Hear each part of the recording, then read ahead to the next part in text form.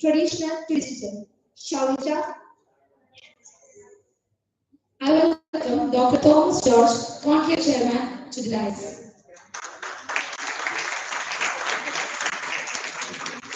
Now, I cordially invite National Head YCC to the dais.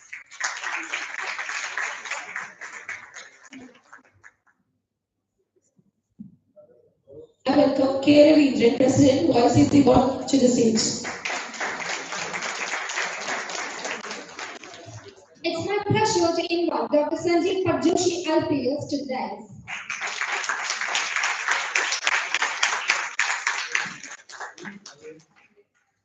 I cordially invite B.K. Ravi, HOD of Communications, Bangalore University, to the dais. Now I invite M.P. Jayaram, Chairman Emeritus and Chief Mentor, PRCL, to the dais.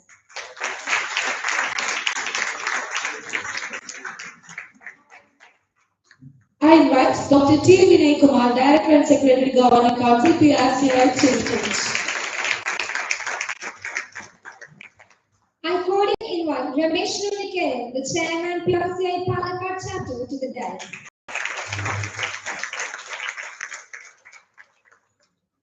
Now let's all rise up for the prayer.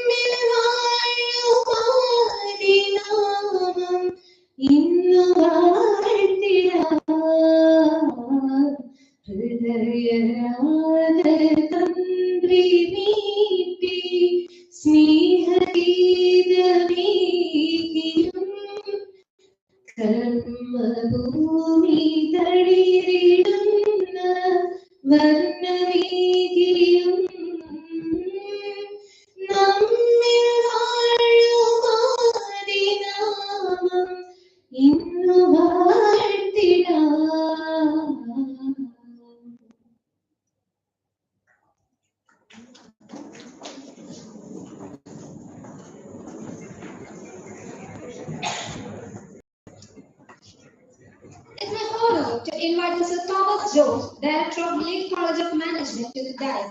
He is an engineer, turned trainer and entrepreneur with immense interest in psychology and management education. And he is also a Guinness World Record holder for conducting the longest business lessons in the world. He has received Master of Management Award in 2016 and also the recipient of Smart Person of Palakkad Award by the Honorable Chief Minister. I proudly invite our dearest government to deliver a welcome speech.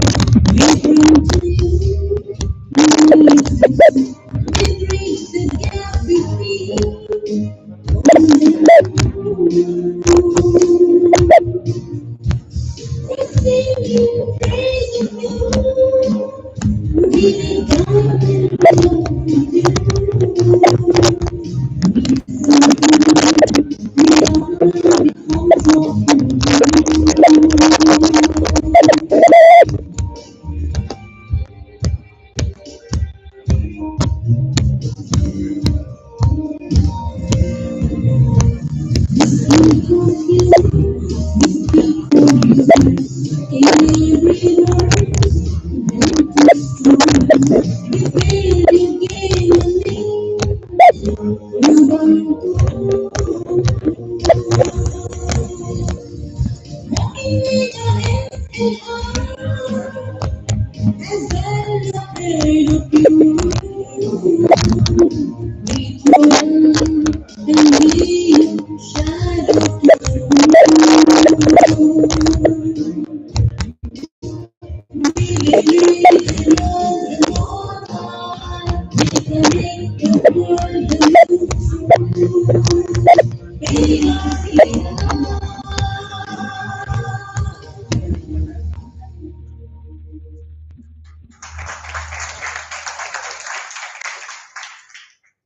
proudly invite our dearest Thomas to deliver a welcome speech.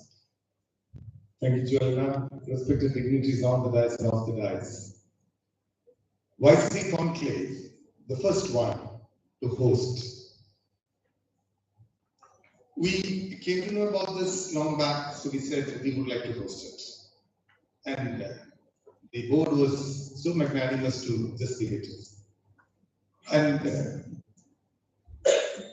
we had no idea about how to conduct it, but then throughout we were being guided, mentored. So many people, helped us in that. And I'm much more happy that students, it is actually a national conclave. Usually we say national conclave, but then, we pass somewhere. But then here it's truly a national conclave that, we have people from all over India. And it's a time of lot of learning, knowledge sharing, and much more on the networking. And I'm so happy that you're all here. Let me take this opportunity to welcome our chief guest, Dr. Sanjeev Barushi, IPS. He was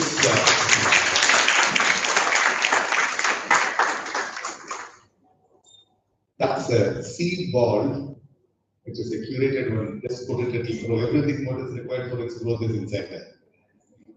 So for sure it will come at you. So he was our Palakkad SP long back when I was about. And he is the current ACP and then the CMD of Supplyco, a person with wide experience, knowledge, and I am Bangalore alumni, and we are so happy to have you here, sir.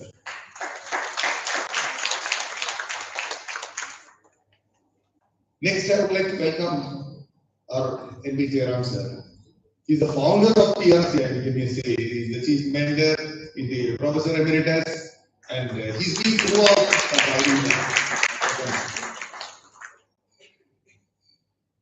Vinay Kumar, sir. Dr. C. Vinay Kumar, Director and Secretary of Governing Council of PRCR. He was the president, and right now, still, he continues. For this program also, we are lucky to have him. And we are lucky to have him. Because this conclave was his brainchild, and he took so much of pain. Yesterday, last evening, he came and he said, "Now I've come, now I'll take over. You can go with your program, no problem."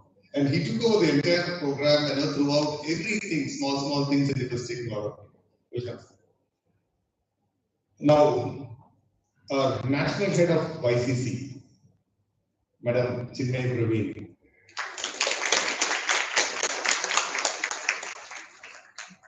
She is with meticulous planning, meticulous follow-up, and meticulous execution.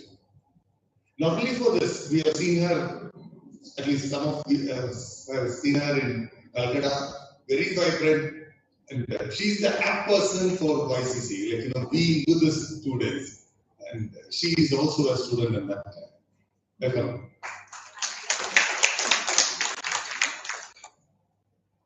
We have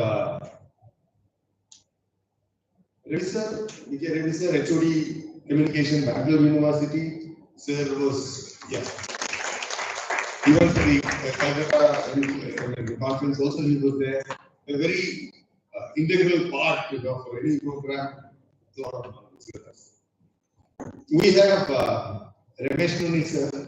He's the present chairman of YCC Palakkad chapter. And a newborn baby, because Palakkad has taken over very chairman of Palakkad chapter. And Palakkad chapter started not walking, crawling in the. And there itself, when this program was got, the question was how to. And then he did it. In fact, for the past 3 days, he's on leave. And throughout, working for this, welcome you, sir. And let me take this opportunity to welcome all the officials. Oh, Ravindran, sir.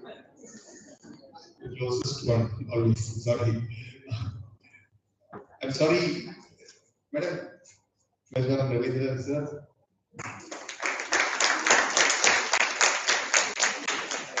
He's the president of YCC board. And let me take this opportunity to welcome all the YCC officials, all the faculty members who have accompanied the students. And every program there is a reason. And today, the students, you are the reason. This program is meant for you. And without you, it is a big flop. And you have come here. Well, given us half done. Next 2 days, how you carry on with this is the success of this program. So request everybody to participate. Please welcome. Thank you all.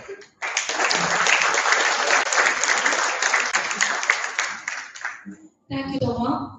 Now for the presidential address, I cordially invite Chinmay Praveen, the torchbearer of YCC. She's an entrepreneur, social activist, writer. She's a force of action who lives the life of humility, diligence, compassion, love, and empathy. Welcome.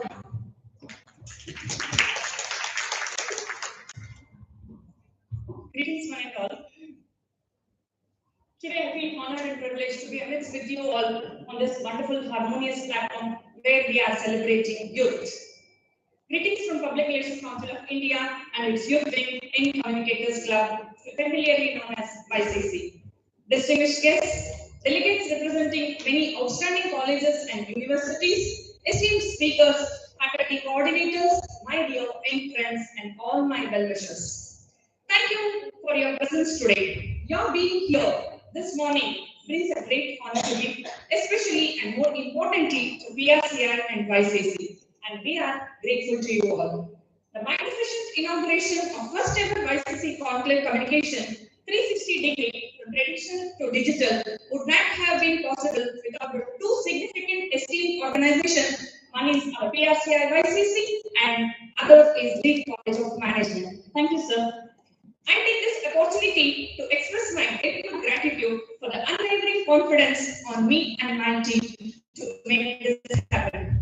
In days ahead, we at YCC will focus on more such events.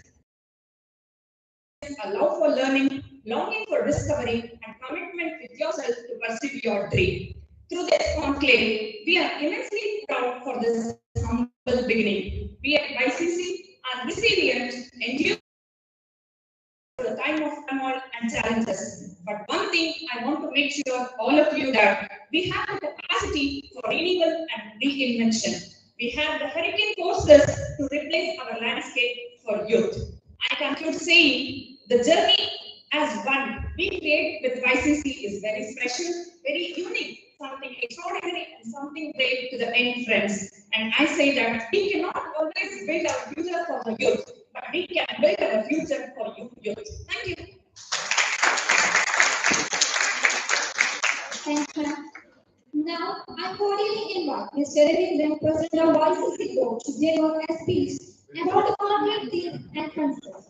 He is a passionate, flexible, and fun-loving individual and a creative writer, and an active member of various PR forums and a jury member for PR Talent Round Winners. Once again, I kindly invite Mr. Ravindran to the dais.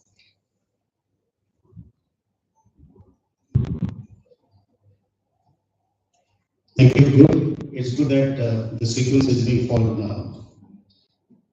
Dr. Thomas George, our conclave chairman, Ms. Chinmay Praveen, our YCC head, Dr. Sandeep Joshi, IPS, Dr. B.K. Ravi, Mr. M.B. Jairam, Dr. T. Vinay Kumar, Mr. Ramesh Unni, distinguished guests, faculty, students, and friends.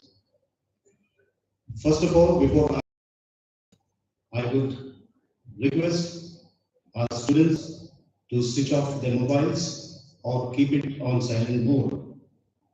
But there is a rider. You can switch it on, provided you take my pictures. How many of you are ready? So there are only 6 or 7 or 10. Fantastic. Please ensure that my picture is posted in Instagram. Clear? Fine. So I can expect at least 40 pictures today in my Instagram, right? Thank you very much. Yeah, yes. And you will get a chocolate also if the picture is accepted by my wife. Okay, that's the deal. Okay. Okay, great. Well, ladies and gentlemen, I would say boys and girls, I'm really privileged and excited to stand here in the midst of this executive ambience and this beautiful auditorium in Palakkad. I have been offered this role with strict information, or I would say instructions, that I should not exceed the time limit. Well, with an IPS officer on the dais, I can't afford to overshoot that. He's an IPS officer. I think his gunman is also there outside. Well, how many of you know about Surya Kumar Yadav? Please raise your hands. Perfect. Can you tell me a single line about Surya Kumar Yadav? He's a cricketer. Yeah, he's a cricketer. Perfect. Anything else?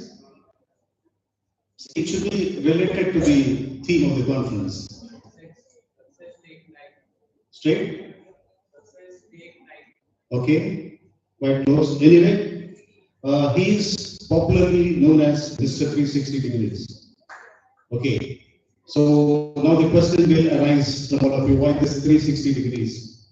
Because he has the ability to hit a variety of shots covering every inch of the ground. That's Mr. Surya Kumar, and that's exactly the theme of today's conference.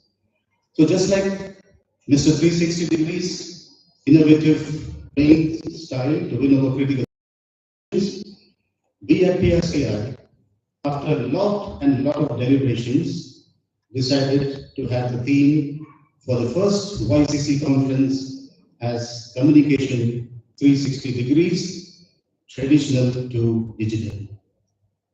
In fact, friends, this will cover the entire gamut of populations, and I'm sure this also relates to the present day context. 360-degree communication is a very popular term. However, it is not always possible to visualize what the concept really means to all of us. In other words, imagine that on an average day, you wake up, get dressed for going to work, or you're dressed for going to your office or your college, you have your breakfast, you take the chance to have a look at the messages on your phone. When you open your WhatsApp group of your family or friends, you will see hundreds and hundreds of good morning messages from your college friends, family, etc. For me, it's one from Mr. Jairam himself. 7 a.m. a good morning message comes into my mobile. Then around 8:30, I get a wisdom quote from Mr. Vinay. Again, sometimes you find you get a link, somebody sharing a link, like we get a link from Mr. Kuti talking about his launch of his relative's restaurant under the brand name Top in Town in your city. A quick cursory glance at your WhatsApp and you continue to get ready to go to your office or the college. The next day, on your way back to work, the radio interrupts. The song sequence presents some news, and in between, you hear some jingles, some product advertisements, and you again hear the name of the top in town jingle again. Despite not paying much attention to the advertisement, you have already memorized the name Top in Town because of its presence on social media, because of its hammering effect. You start recalling the name Top in Town. I'm sure Mr. Kuti should pay me some money for the advertisement, what I'm doing. So later in the week, when you start flicking through the photos on the social media, a lovely story of a hotel catches your attention. Now curious, you click on the post. A pop-up offers you a discount about the dish, subject to the condition that you register your email. And you as students definitely will think, why not? You're getting a discount, so let me register my email. So you register your email, and then you have a very closer look at the menu that is being offered at very, very affordable times. At this moment, you get an urgent call from a person by name Dr. Thomas, and he says you need to solve an urgent work. Please comply with the instructions. You close the window, and you get so busy that you forget that you are actually browsing the pages of the internet. However, after some time, surprisingly, a pop-up appears again from the same restaurant with special lunch offers of the week. Now you feel that the invite is very, very enticing. Then you decide to give it a try. Well, the story keeps going on and like this. I'm not going to continue with that. But what I'm trying to tell over here is this is 360-degree communication or integrated communication in practice. So friends, when it comes to PR, planning your next PR campaign, it goes without saying that you need to consider all aspects of your approach. You need to consider all aspects of your approach. So friends, PR is not just media relations. It encompasses all external communications, and with so many digital platforms available for you to share the content, your PR campaign needs to be managed strategically. Some aspects of your traditional PR, for example, you all know, some of you are media students, press releases are definitely the mainstays, but you are more likely to have a successful campaign if you implement aspects of digital PR alongside the traditional PR. Both should go hand in hand, like in husband and wife. Some aspects of PR for PR practitioners, you know, Mr. Kuti will definitely agree, they still go out a press release and send it to everyone in their media list. However, the blanket approach rarely garners any impact. So, the more successful PR take a strategic approach and identify which editor or publication would best tell the story. Finally, let me tell you, we need to communicate with consumers on each platform with customized and personal messages crafted for their needs and thereby amplify the message way beyond traditional platforms like the television or the print or even the radio. That's the key for success. I'm sure the students who have come here from different parts of the country will greatly be enriched with the pearls of wisdom by listening to our faculty and also from our chief guest. With these words, I would only like to end by saying two lines. The woods are lovely, dark and deep. I have many promises to keep miles before I go to sleep and miles before I go to sleep.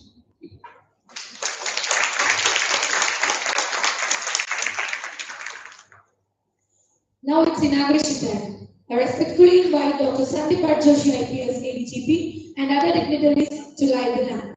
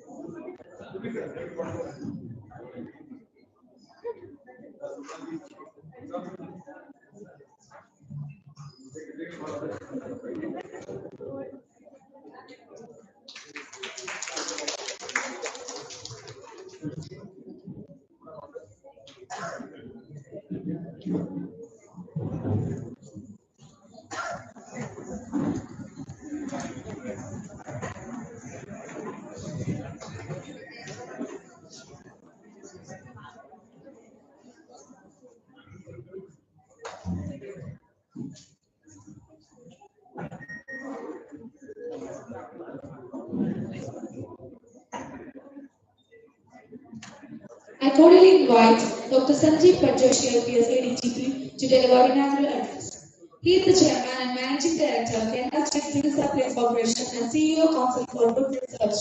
Welcome, sir, to the first YCC Conclave.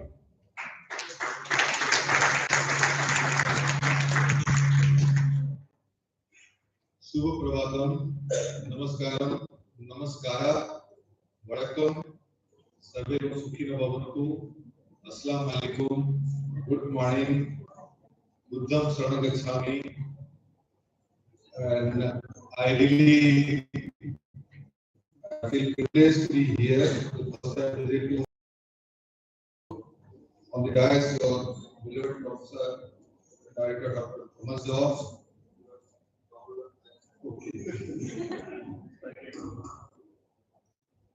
Mrs. Simai Praveen, the dais, Shakti Ravingal, Mr. K. Arias is not here, I think this is about to come.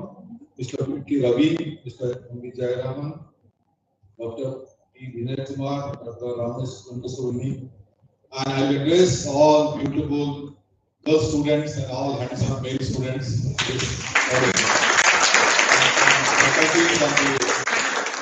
The audience also, I really warm greeting to you. Yesterday we celebrated Republic Day. Again, warm wishes to you all this Republic Day, and we know the Constitution and duties, rights, and you must be aware of that. Today's program, we are seeing a very old associated with that during my student time. Mr. Avinash is here. And really, I wish that our young people are really told about it, and I think that they should also develop their work field, not really gap in their career to not to develop this thing. But I must stress that everybody has a signaling system. Like I signal, I'm a tall person, immediately my team is not stupid. Like Amitabh Bachchan had come to the film, he was asked to cut his legs. I'm from on this side. So I'm luckily not to ask her to cut my legs. That's Amitabh Bachchan, because of his height and voice, he was rejected by the All India Radio of Calcutta because of voice. Now we dream of his voice, and that's the way many people have this dream. They grow in different ways. And today's program, make it short because I've got another session for 12 minutes later on. But I wish that young people, certain things we must do differently. Because Sinkara says, don't do same thing just by repeating. Do things differently. that will be noticeable by others. That is success. You try to analyze being leader. It is not that they are repeating, just copycat is not possible now. If you do, people will say somebody has done that, I got so to work. Try to be different. And that's how you will focus, you will be different. That's the main important now. About PRC, we will a lot of things are today also a lot of only individuals, only quite humorous way that why we like this photo or not, that's a different thing. But he tried to do differently to engage audience. I know suddenly maybe I found some students are switching off the mind to elsewhere. That's what I understood that. So these are all ways how to get this Vyasa, publication of the same thing, how to catch animals, these are all simple technique, a very different way on SQL. Many people have this concept to various ways they try. University company, Indian company, not try. So these are all you must try, and I hope I will have enjoyed this session. But main issue is that how to make your fundamentals clear. Because many times data is there. From data you have to synthesize information. From there the knowledge and ultimate wisdom. Wisdom is a vast action. Only PRC, publication, without technology also, big technology is there. How to leverage technology, how to analyze the concepts, how to finally get this product. Like if your mother cooks a good dish, masala, water, ingredient, food item, and ultimately serves you, then you will taste of it. That is the customer requirement now. Forget about that earlier because seller's market, now it's a buyer's market. But it's totally changed now. So that way you have to serve it to the customer and anybody client, not only customer, client in various ways. You have a lot of 360 degree feedback first system. Now everybody is a client today. In our office, in outside office, into your household also. I think you are children of some parents now, you be parents of some children, they have their different experiences. So that client services are very important. So I conclude here with this short speech. Thank you very much. And once again, I really wish our leader management institute and very all the best. And I had a discussion with Thomas, got a lot of things from him. I wish you all the best. Thank you very much.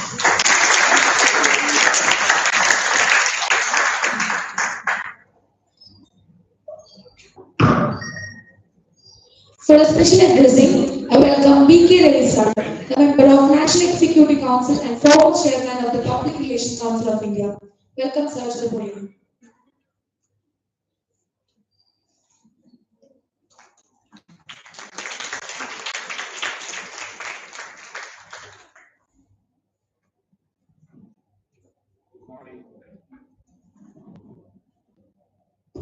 Good morning, everybody. Dr. Thomas George, the chairman of the Conclave. Mr. M. Jairam, the chairman emeritus of Public Relations Council of India. Chinmay Praveen, the national head of YCC. Chairman, president of YCC board. ADGP, Dr. Sanjeev Joshi. Dr. T. Vinay Kumar, the Director and Secretary, Government Council. Ramesh Muni, Chairman, PRC Palakkad Chapter. All the officers bearers of YCC and PRC from different parts of the country. My dear academicians, researchers, practitioners, and my students, friends from different parts of the country. I'm very happy to be with all of you during this first national conclave of YCC. Basically, most of you do not know from the past more than 3 decades, I think, under the leadership of Sri M. D. Jairam, we have established Public Relations Council of India. The main intention of establishing this PRCI was to bridge the gap between the academy and the industry. We wanted the PR and advertising professionals, along with our media friends, to join hands with our researchers and academicians. And we also wanted all our students to participate.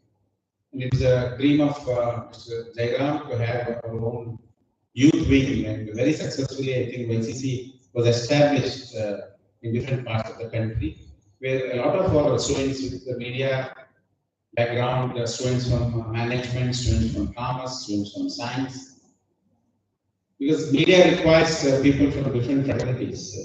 Though a lot of people we study media studies, publications, corporate communication, advertising is a different issue. But all the students are all interested. We have accommodated them, and we have had got a lot of conferences, interactions, and I think that most of the dignitaries throughout the country, they used to visit, they used to attend our conferences and seminars and so on. We used to have an interaction with the media professionals. That's the main intention, and I'm very happy after Vinay Kumar took over the national president. I think in Kerala, a lot of colleges they had YCC chapters inaugurated in the past 2 years. Even during COVID, also, I think a lot of functions were held online. And PRCR, we have organized a lot of activities. And today, I'm very happy that the first national conclave is organized by the Palakkad chapter, and I think we should be very grateful to Dr. Thomas George. He's a very talented, very celebrity. As I know him, he's a Guinness Book record holder, and he's a very renowned personality. I think under his leadership, they were organized. And I'm very happy that for the first time I'm seeing, I think Ravindran made a great presentation. Communication 360-degree traditional to digital is a very important subject that needs to be discussed because, as you know, the growth of Indian media industry, traditional to digital, and my apprehension as an academician and a researcher is the digital or the technology is being glorified to the maximum extent. At every point of time, you go on talking about technology, technology, technology. My dear friends, please don't forget the fact that whenever you have a new technology, it will replace the old one at every point of time. You can look into the ways radio entered, transistor replaced it, television entered, terrestrial telecast, cable television replaced it, cable television, satellite television replaced it, satellite television, DTH replaced it. After DTH, now OTT. See, after the convergence, the concept of convergence, and after the entry of internet, the growth of digital media which is happening. See, we are very happy with this generation. You have such an excellent technology with you, and you are using the digital technology. It's excellent. But please don't forget the fact that the original concept of communication process has not changed. It's a very dangerous trend which is happening throughout the globe, where we try to glorify technology at every point of time. We are talking positive about the technology, but please don't forget the fact the original concept of communication process remains the same. It's only the velocity of the dissemination of information, the speed. Earlier we had a block in the flow of information. But now you are exposed to the globe. What has happened is the speed of communication has changed, but the concept remains the same. Right? Even the technology, you have the positive as well as the negative concepts of that. And I want this national conclave. There are a lot of senior academicians, I think Professor Sapna, she has come from Mysore. Prashant is also from Bangalore University, and I see a lot of academicians, and we have an excellent team of professionals, and a lot of researchers and academicians are here. So this is the right time because our young generation, most of the time, I think in my class, every point of time I go on telling you what exactly is happening in the breaking news concept. What is the percentage of wrong information? Because I don't use the word false news. False news is again a wrong usage of language. See, wrong information which is being fed, and people laugh at the media. See, that if once you lose the credibility of the media, you cannot regain it back. These are some of the small tips I would like to give you. And if you want to survive in media, you may have an MBA degree, you may have a MA in media studies, you may have journalism, you may have public relations, you may be an excellent talented personality with MSc, with a PhD, whatever the case may be. Still, media requires you. We need people who can write science, we need people who can write commerce, We need people who can write criminology, law, cinema, economics, geography. So if you are really talented, see, if you just look into the growth of Indian media industry, especially the entertainment, we have started dominating the globe at every point of time. Please don't forget. But if you are really serious, if you are dedicated, if you have curiosity, if you are hardworking, if you have command of the language, and if you have patience, definitely you will survive. You will be very well placed. This is an excellent opportunity for all of us, and because we have both the academia and the industry. It's an amalgamation of these two things, which is an excellent thing that is happening under the forum of PRCI and YCC. So I want all of you, don't waste your time, especially our younger generation. Whenever our experts speak, please note down the points. It's a golden opportunity for all of you to understand, to learn. Because why you listen to a lecture? If you want to acquire the same information, you may have to spend 1 month in the library or Googling and all those things. Whenever a research person addresses you, he will be giving you a lot of information. Please don't lose this golden opportunity. Once again, I thank all the office members of PRC and YCC for inviting me.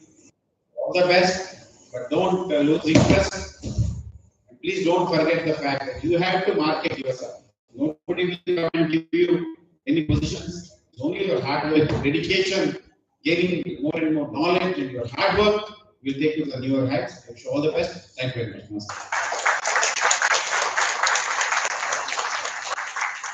Thank you, sir, for your valuable words. It's my pleasure to invite Mr. M.P. Jairam, Chairman of Emeritus and Chief Member of PRCI, for delivering felicitation. Mr. Jairam has more than 44 years of experience in communication field and is also involved actively in many NGOs like Blind Association, Sangama, and so on. Once again, I kindly invite M.P. Jairam to the dais.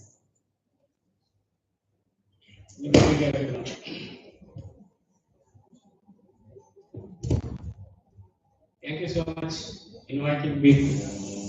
I must thank Dr. Thomas for that. He is a doer. I have seen people many times. I met him first time in Kolkata. I was really impressed. He planned the action. Some people they talk much, but I found something different in him. So we are all here today. He made it possible to have this conference here. It was my dream. When I started this organization called YCC, Young Communicators Club, during 2013, I never had this vision. But slowly we developed, and now YCC is most active.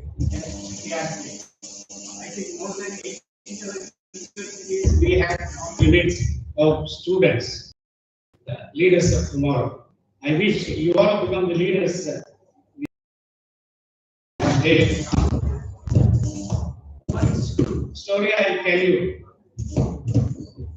Why we have started YCC in 2013. We all have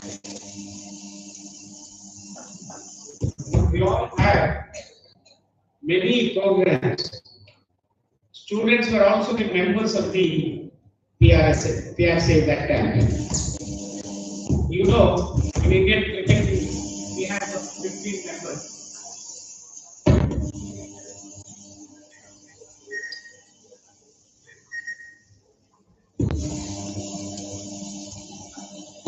But actually, you all know, only 11 can play. I'm sure you all know that. Other more people are also important, but they are restricted to get the coffee, tea, or some food or something. They are also important. But at the same time, like that, when we started PRC program, students used to come. We never bother about them. What had happened? They come, listen to the speakers, and everything, then they go. We never given them any responsibility as that. Then we thought there should be something. We have to give some responsibility for the young generation and we have to start something. Then we all discussed with Ravi and with others. We all discussed it, and then we thought that we will have a separate body for youngsters. The youngsters will read us tomorrow. We did it. One by one we go. It takes time, Nobody can run 100 meters in few seconds. We have some practice. Now we are happy to say that the youngsters are leading us, and I'm sure that we will also continue to be there. No, when we call, now we can see after Sapna here, our Avinash is doing dual roles. He is the vice president of, president, vice president of USA and YCC. And we have Vinay, the motivational speaker here. Mr. Godek is also, Rajiv is also here. Our president, vice president, Mr. Udi, is a local hero, is also here. And Mr. Udi, he is a man from his state, but he is settled in Bangalore. He is a national Secretary General. Mr. Our great guy is also here. Avinash and Ananya get confused. And Mr. Anand is there. They have come here to talk to you, see your pulse, and try to give some solutions for some things. It reminded me how a public relation has to work, how he has to mingle with the people. That is very important nowadays. You get a lot of opportunity. Oh, sorry, we have another director, Mr. Prashant is also here. He is one of the enthusiastic men. Please send him in the front. He will get the things done. He is also here, an energetic man. What has to happen? People will judge you by seeing you, whether this man is okay, acceptable for us. That kind of Chanakya you have to adopt. I'm very happy that you have taken this subject, journalism or PR or communication. It will help you in the future. I always say, Mr. Prashant knows it. Doctor, he is an expert doctor, but he will not be a chief master. He can't do anything anywhere. They take Mr. Tendulkar, he must hit hundreds, more than 50 hundreds. But when you ask him to do something, he cannot. Whereas we people, the communicators, the PR people, you are there everywhere. You have to know at least ABCD of the things. Not be an engineer, but you should know some engineering subject. I worked for 33 years in engineering company, power corporation. I retired as a director on board. But I managed whatever I can do. I never had any bad. So you have to be alert what Ravindra said, 360 degrees. Here, 24/7, you have to be alert. You are the one who is leading the whole team. They think of you, your style, your way of behavior, your talking. Once you speak, once you omit certain words, you can't take it back or eat it back. So everybody is looking at you, a PR man or a communicator. So you have to be very careful when you think. That's why maybe you have joined a corporate lead college. They teach you well, they respect you people. I was talking to you and then I understood what kind of education they give to you. That's very, very nice. One of my, I think Mr. Prashant knows it. Sometimes we also think they are not masters, but you have to be alert. Once I was traveling from Hyderabad to Mumbai in Air India, I happened to meet some people. There are 4 seats in Air India working days. There was one lady, cute looking film actress. Ambani's wife. You know that. Correct. Tina Ambani. She was the last seat. Next to me was me. And there was a politician. And his PA was sitting next to the.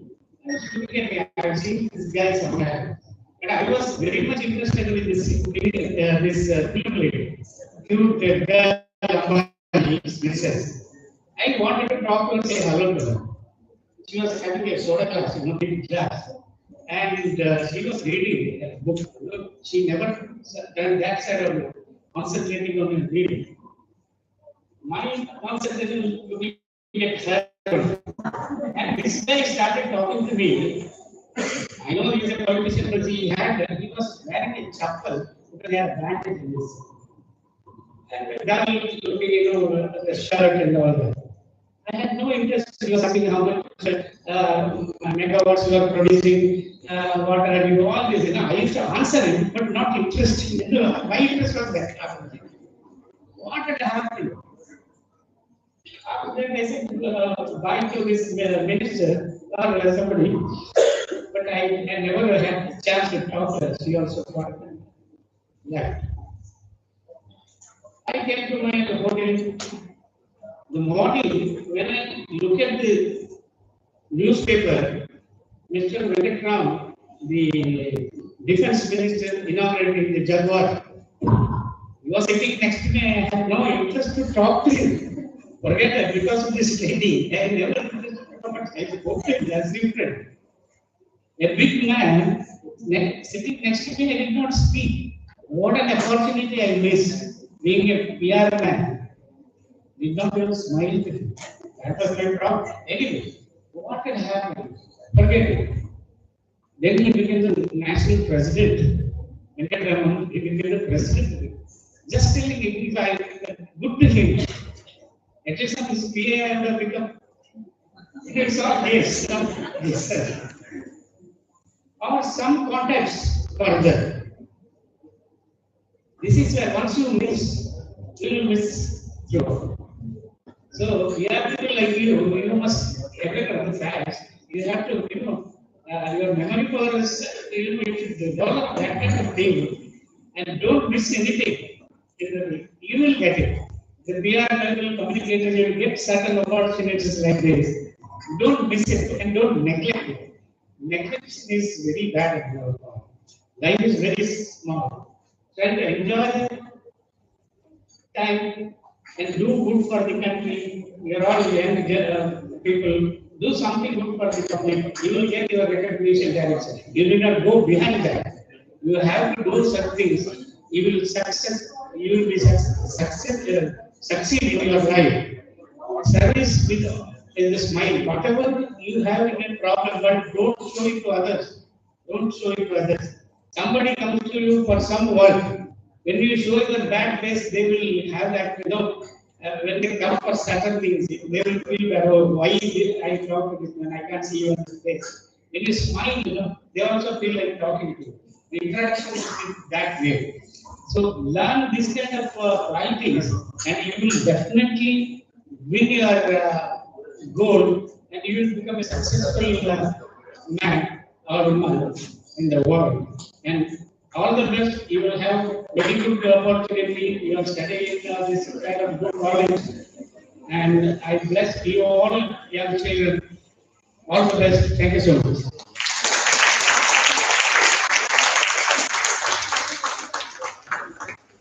Now I invite Dr. T. Vinay Kumar sir, Director of the Government Council PRCL, for delivering felicitation.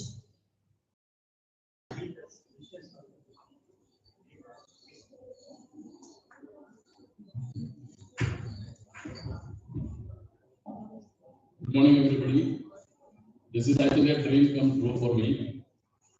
I was dreaming about this conclave when I was national president of PRCI. I was president for 3 years. So now our national president, present national president, Geeta Shankar, she's on leave. She's with her son in US. So she has informed me to convey her greetings from US, and she has given charge to me as the national president. So I'm fortunate to be the national president here today to be in this program. I am thankful to Dr. Thomas George for making my dream a reality, first of all. He stood like a pillar behind me. And of course, Ranjit Karat. Ranjit Karat and Thomas Karat.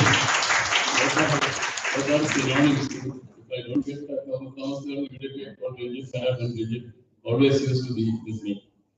And also our team, our chief member, M.B. Jaram, Chinmay Praveen, YCC head, K. Ravindran, and the entire team of YCC and RCI stood behind us. So that is the today's conclave. I would like to acknowledge the few of our colleagues here, senior colleagues, Surendra Nodi, the Secretary General of PRCA, Shavinash Gawai, the Vice President of YCC, Dr. Prashant, the Secretary of YCC, Mr. U.S. Kuti, the Vice President of PRCA, Mr. Sujit Narayan, he is the faculty coordinator. Of course, what is speakers and all that I am not mentioning each and everything.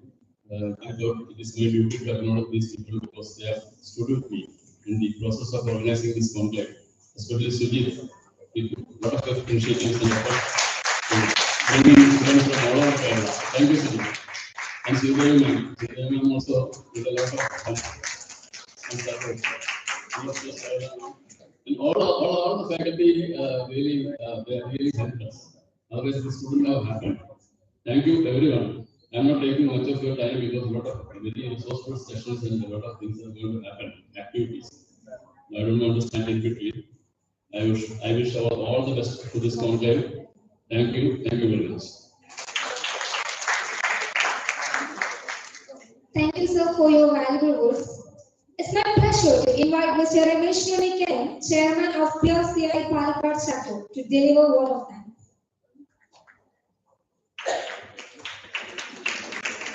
Good morning. Pleasant good morning to all of you. Respected Dr. Sanjeev Producer, sir. IPS, IADGP, and CMD of great organization, Supply, which is Kerala's Annadada. Everybody knows that Supply is the Annadada of Kerala. And I welcome, thank you, sir, for attending this session. And our guest of honor, Priya Jain, she is about to come. And she is a chairperson of Palakkad Municipality. And Sri M.B. Jaram, sir, Chairman Emeritus, Chief Member of Great PRCA, Dr.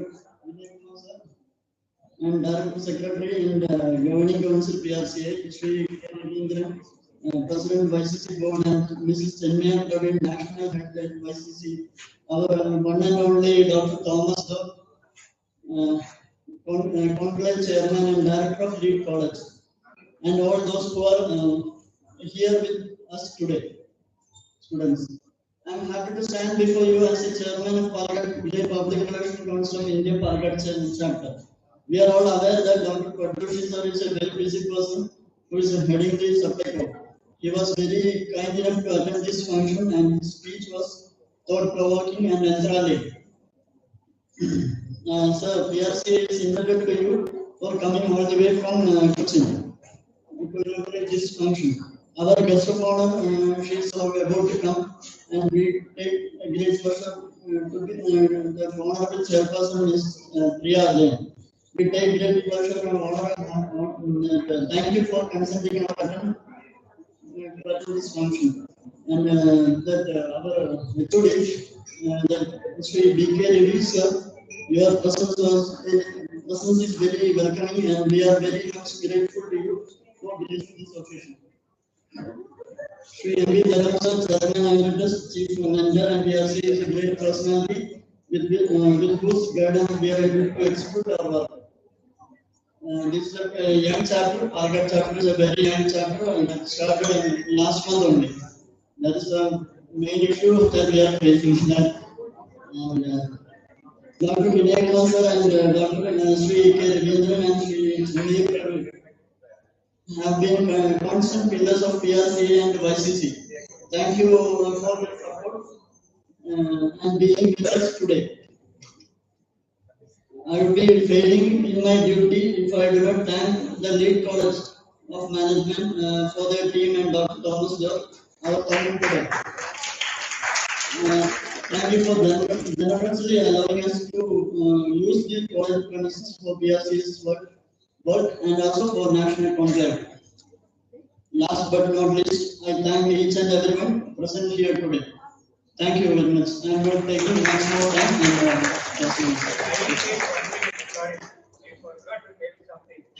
Our next conclave will be held in Delhi. Prepare now itself any little money from your parents. Keep yourself travel. We'll try to accommodate you in some of the outside arrangement, but the travel expenses someone has to have because we don't have any money in our city. So kindly keep it in mind, it is going to happen in September or November. We'll let you know. Our new chairman, he will let you know. And the other request is we bring out how we students might please contribute for that. Yeah, we will try to accommodate you if you are a good artist. We'll put that photograph or whatever it is, or a writer. Through our magazine, will go to all over India and abroad. 57 countries is going online. So you can come through that criteria also. Your inner talent will be known with others. Also, I request all of you to contact invite who is looking after that, or your chapter chairman. I'm sure that Mr. Thomas, Dr. Thomas will have YCC unit also here in Conclave. I don't foresee immediately, but oh, it is there. Thank you so much. He is the boss, not me. I didn't know that. So, do that and support them, and you will all have to grow. Thank you so much. I totally invite Mr. K. Naha, President of Palakkad District, to hand over the momentum to our chief guest, Dr. Sanjeev Patrishi IPS.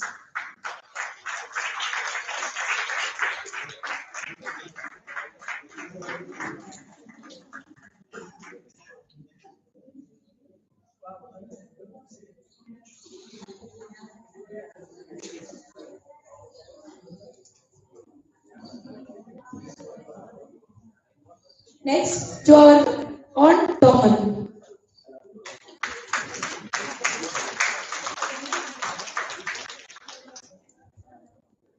Thanks to our MCs behind the scenes. Now let's all rise for national anthem.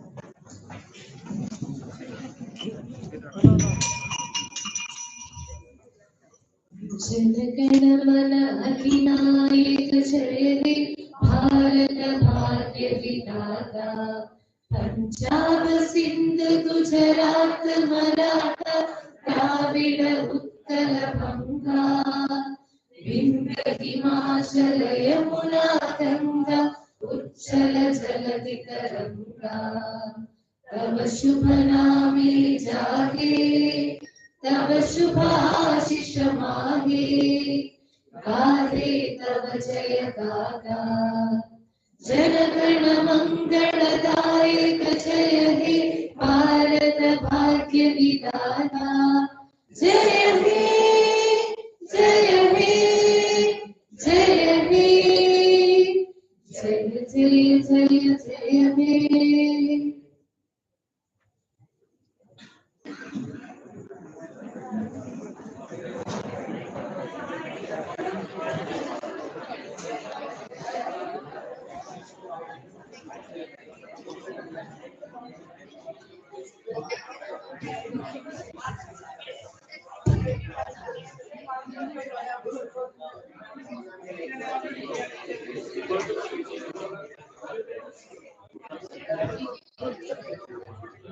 Now it's time for our first section. Beyond Boundaries, Making a Difference with Communication by Dr. Sanjeev Kumar Joshi, IPS.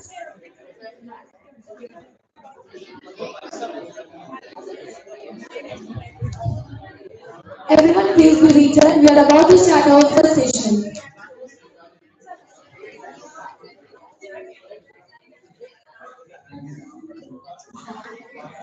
Now it's time for our section 1, Beyond Boundaries, Making a Difference with Communication, by Dr. Sanjeev Kumar Patjoshi, IPS.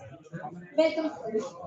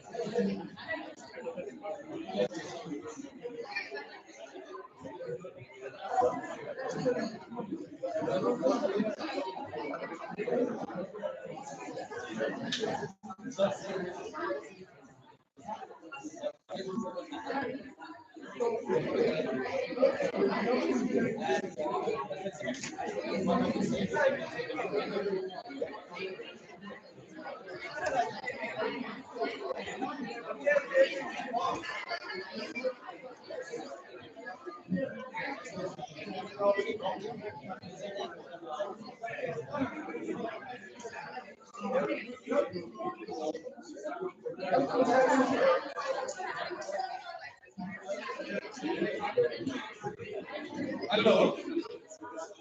See, a real PR man is Mr. Praveen. He brought our YCC head here. Mr. Praveen is husband. Our YCC head's husband, Mr. Praveen. Thank you so much. I think we'll start with the session. Please settle down. And maybe on the side also the chairs can be moved.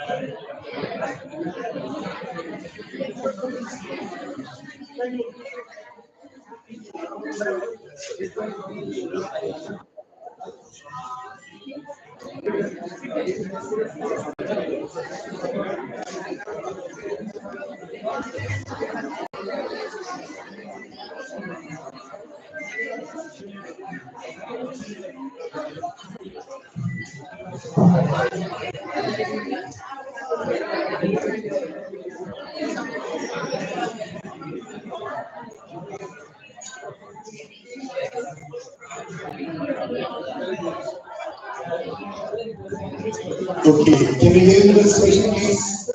Please settle down. And the speaker is ready. Thank you.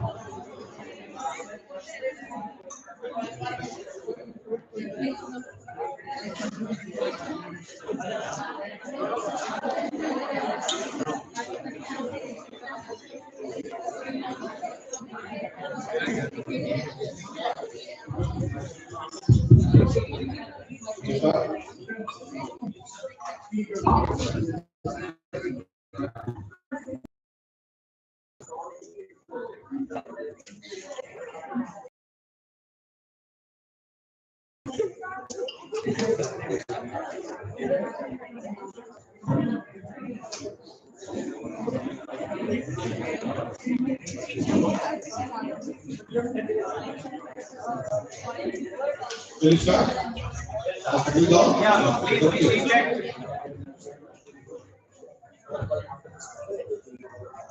I will start in a small slide. Those who are in Hindi, they will understand. Otherwise, I will ask you to some other language. जब तक आप लोगों का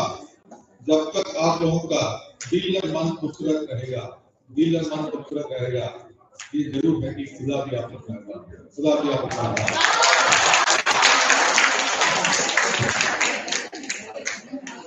Today's topic given to me, and only English is optional. So beyond that is making a difference in communication. Before that, I will give a small brain teaser. Why rainbow is semicircle? Can anybody answer? You always observe rainbow is a semicircle. You can't observe because the earth is round, only full circle. Well, why it is semi? Why not triangle? Why not rectangular? Why not square? Anybody else? Some basic science is not so difficult science. Why it is? Have you observed that? What is behind? Why? Anybody has observed? Huh? That is scattering is always there because the water droplet is some prism, light falls in, and scattered into 7 light, but it will not create in the circular way. It may go in any direction. It may be triangular. Why anybody used to that? What is circular?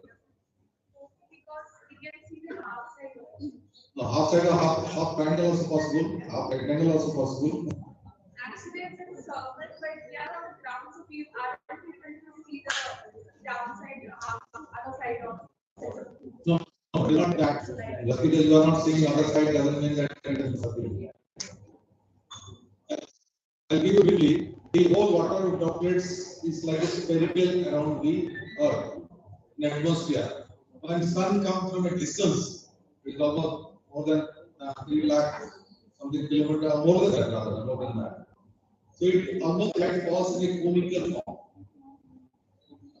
Comes in a conical form. So when conical bottom of the cone is circle. That is why it is circle. That is it. Taking suppose cone, it is suppose some other type, it would have become rectangle also. But naturally, it is spherical circle, cone forms, that is the circle. Another brand is very common. You always, mostly ladies, girls, they apply talcum powder. Boys also do that. After talcum powder, you look fair. Why it is so? It's natural. Even all cream stars, they put a lot of foundation. In the bridal makeup, they put a lot of foundation. After that, you put a lot of cosmetic. Then you tend to be, I do not see, not disputing that whether you look too fair or not. Just but everybody can see look beautiful. In that, living male also do that. What is the science behind it? I'm not getting any just a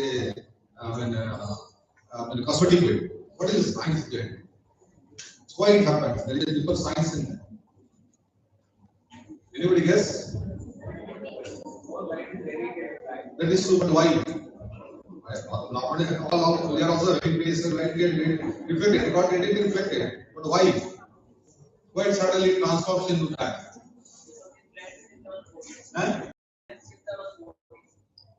Blend, so automatically everything is blending. You put other than talcum powder also will blend.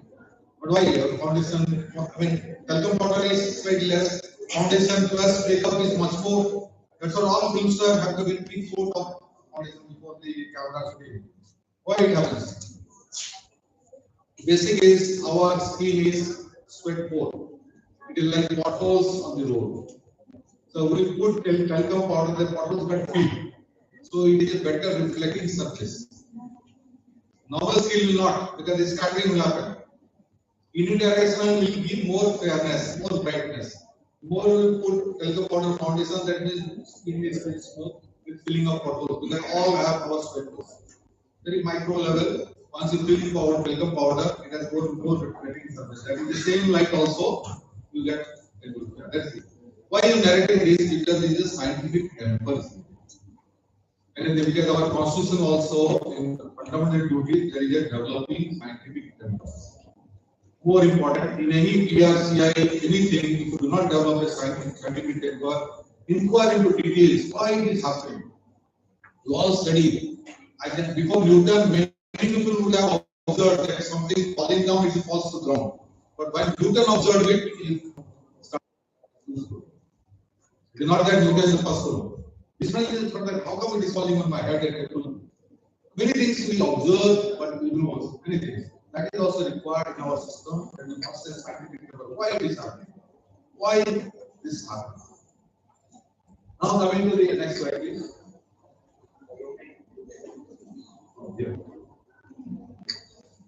Yeah, actually all verbal and non-verbal that I did not. Language also matters a lot. Accent also very important. Many people very sweet talk. Many people even they mean very good, and something happens. Word selection also very important. A lot of people use very complicated words. People other side don't know. They go tangent. What is the point? Very simple word, very way of expressing. Of course, certain literary activity you have to use a lot of complicated words to express your knowledge and wisdom of the thing. But normal communication wise to use that people don't understand that. It happens. Letter correspondence, email also very by words people don't understand. And but tone also important. Some humorous tone, sometimes serious tone. These are all very communication. And non-verbal, of course, the facial and body signaling. I told about the signaling. Signaling is very important in all communication, advertisement, any communication. Sometimes you feel that even you don't observe very discreetly, but you will observe certain signaling. It happens signaling. Sign language, especially in our India, also a lot of disabled is there, different able is there. We have to develop sign language. Now, Western TV, along with the verbal communication, there are sign language. In India, we have not developed it, especially the deaf and dumb they require. This is also very important. I know sign language because I know. See, when you do this to a deaf and dumb, it means I like you. This is the they don't clap. Deaf and dumb will not clap. When they say clapping means they do this way. This is the indication by deaf and dumb. So unless you communicate with them that way, they will not understand. They will be clapping. They won't. These are all very different communication things. Like a blind braille. Now a lot of braille complaint is there. India machine. Sometimes we all self-cooking. Even sometimes audio blind have no issue with audio. But these are all there because these are also important because big customer also in that segment. So you have to cater to that. It is not whatever the comfort they have, but it is there. Abbreviation is one of the problems we face in our government communities. I give a typical example: STD, unlimited subscriber tongue dialing. It is also sexually transmitted disease also. So you get into problem. Even in Parliament, abbreviation is totally banned. If you use abbreviation, you first describe full, then bracket abbreviation, then you can refer the abbreviation. Other it leads to a lot of limitations, and especially this is very diametric opposite. STD, many people say STD call, but in other languages it will be something else. So don't use abbreviation in normal communication. If you have abbreviation, then you first explain it, then repeat it from Parliament. Written communication, something verbal. That's great. And I become a very serious issue. Principal is a problem. Today I am here, I am not principal. I am an agent. You are all principals. In school, college, you all call your teacher principal. Actually, they are not principal, they are agent. All students are principal. Unless you reverse in our thinking, we will not progress. That's a typical problem happening in our society. I have a higher pedestal, I think I am a principal, other side is the no. So even Prime Minister first speech, I remember he said, I am Pradhan Sevak. That means first servant. Actually, he was telling that I am an agent, all citizens are principal. So when you are communicating, you must understand he is your principal. Don't think you are a principal and communicating, he is totally off. Many times we make mistakes. A lot of mistakes. Assumption, we make a lot of assumptions. Many people have said in office, suited, even a criminal will think like a man. And not properly dressed, we say criminal, or maybe some very low A lot of people mistakes in our, I think, our British Prime Minister, he called our Gandhi half-clad man, but our Gandhi was much of Churchill. Churchill. Because that's what they commented because of the colonial empire, but he was commented that. So never presume things that certain by look and all those things doesn't work. Maybe some unfortunate happened, something else, what would do? You can't help it, but it is not so. Many times this is the total research happens in our life. You presume something and something else happens. Many people have got to blunder. And I tell you, advertising one classical example. When Kellogg came many years ago, they advertised that cornflakes will be crispy when you take breakfast. They withdraw that. Because the best part happened, they use old milk. In our India, habitually, even pasteurized also we boil it and cook it. Very rarely you will have it, but when you put hot milk and the cornflakes, it becomes very soft. So Kellogg could not anticipate. They thought that their country practices in India and they had to revise the law. This time also make a try to say something else and there is useful. I don't know Hindustan latex, which is there maybe you are very small kid. We also student. Actually, Hindustan latex advertised on Adam statue and all ladies to make a slogan giving that Adam statue to be their partner, husband, all the same. Boomerang. Not a revolt by gender problem happened. Why you are making a very gender-oriented, sexual-oriented advertisement and you have to withdraw, you have to follow the public. I don't know many people who are in Hindustan latex is they have to withdraw that advertisement. It became beyond cry. How can you this type of sexual messaging by advertising? So sometimes it also really harms a lot and lots of credibility on that. Like euphemism. Answering morning call, basically you are going to toilet, it's a English language beauty. Many euphemism you try to track. Even recently an American patient went to England. He just started. So that the concept of Queen said breaking wind. So these are all euphemism we have. We can't be direct to the what I will say, okay, I understand because certain audience is there.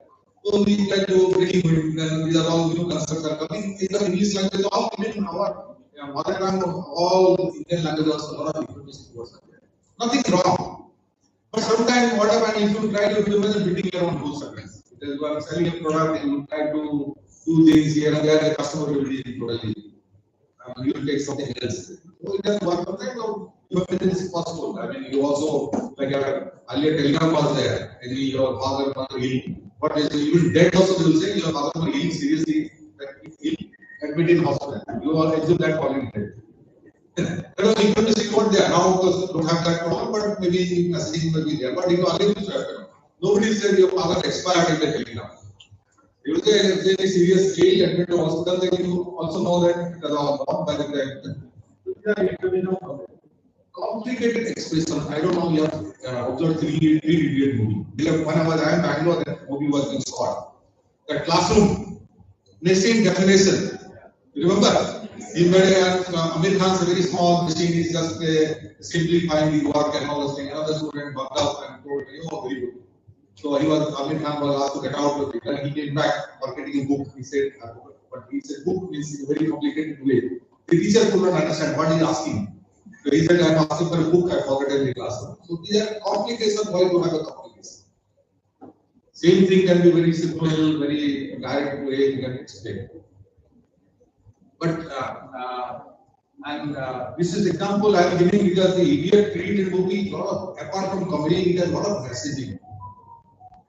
That it is not that you have a topper, things will come to you. It is basically very fundamental, clear, certain humility. That's the way you can. I don't know if you do. I have not seen much. It's not a question of just a movie, but it's a lot of messaging, a lot of innovations here. Like a drone technology. That time perhaps we are not short of drone, but it includes a drone technology. We might have seen in the Western countries somewhere. A lot of innovations are there.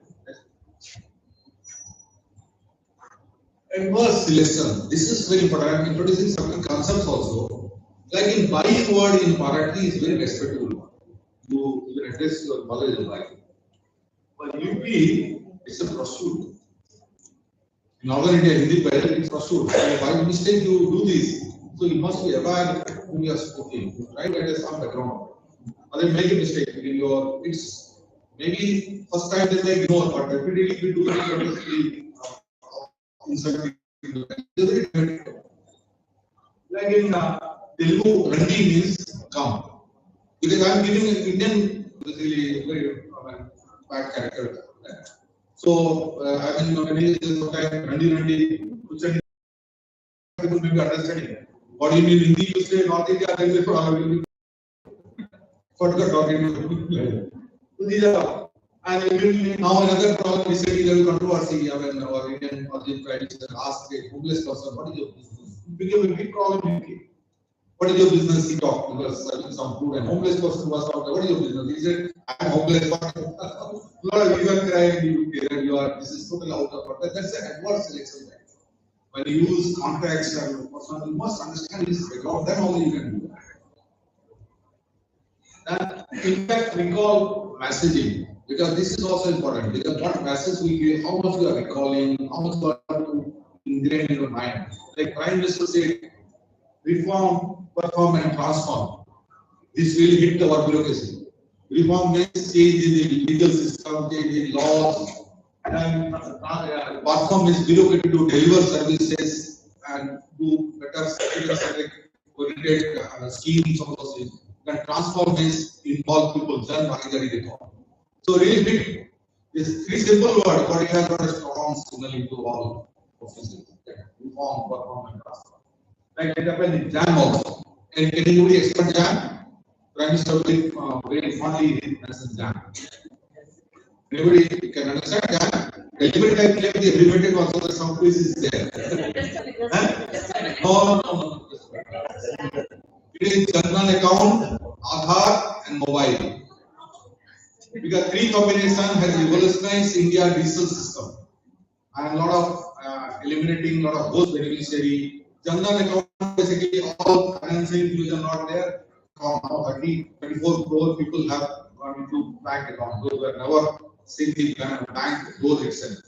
So that is there. Aadhaar means Aadhaar, all of you have Aadhaar. Aadhaar linked, everything is Aadhaar linked. Any government scheme, the Aadhaar link is there. You will now income tax of the PAN card will be linked. So the Aadhaar monitoring is very strong now. Everybody is identified, you know who is alive or not, and all those things. Index certificate, birth certificate also Aadhaar linked.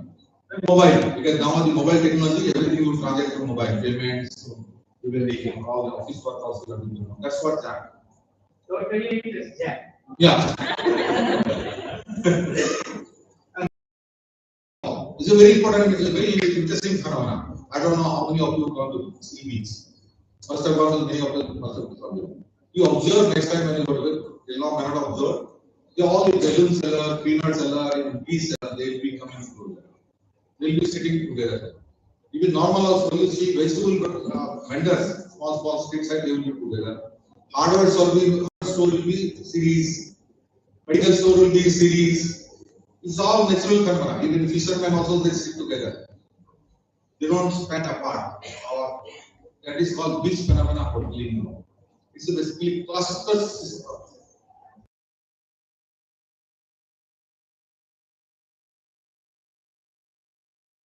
In a distance kilometer, their market share will reduce.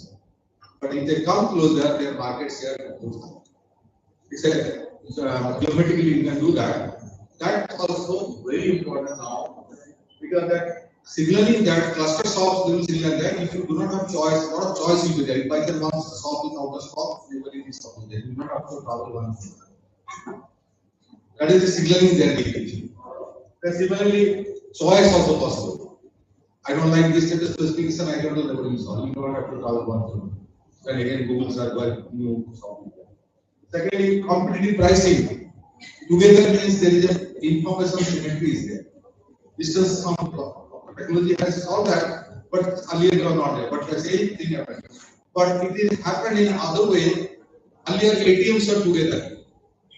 Must say now very rarely you will have ATMs together. Because one time I calculated ICC event. Not back to 2013 or 14. I said, why are you putting ATM near to another ATM? Then only they struck. I explained to them that the portaling law is there, but now interportability of ATM card is there, we will not have to that. Now that they have kind of lacked up in the hard up, now they are not doing. When there was no portability of ATM card, it was good that you come to ATM, by chance ATM machine not working, you can go to other one. But now portability they need not. Third, they have to juggle the fixed rate. That actually required. So hoteling sometimes works, management also not, depending on your technology or something.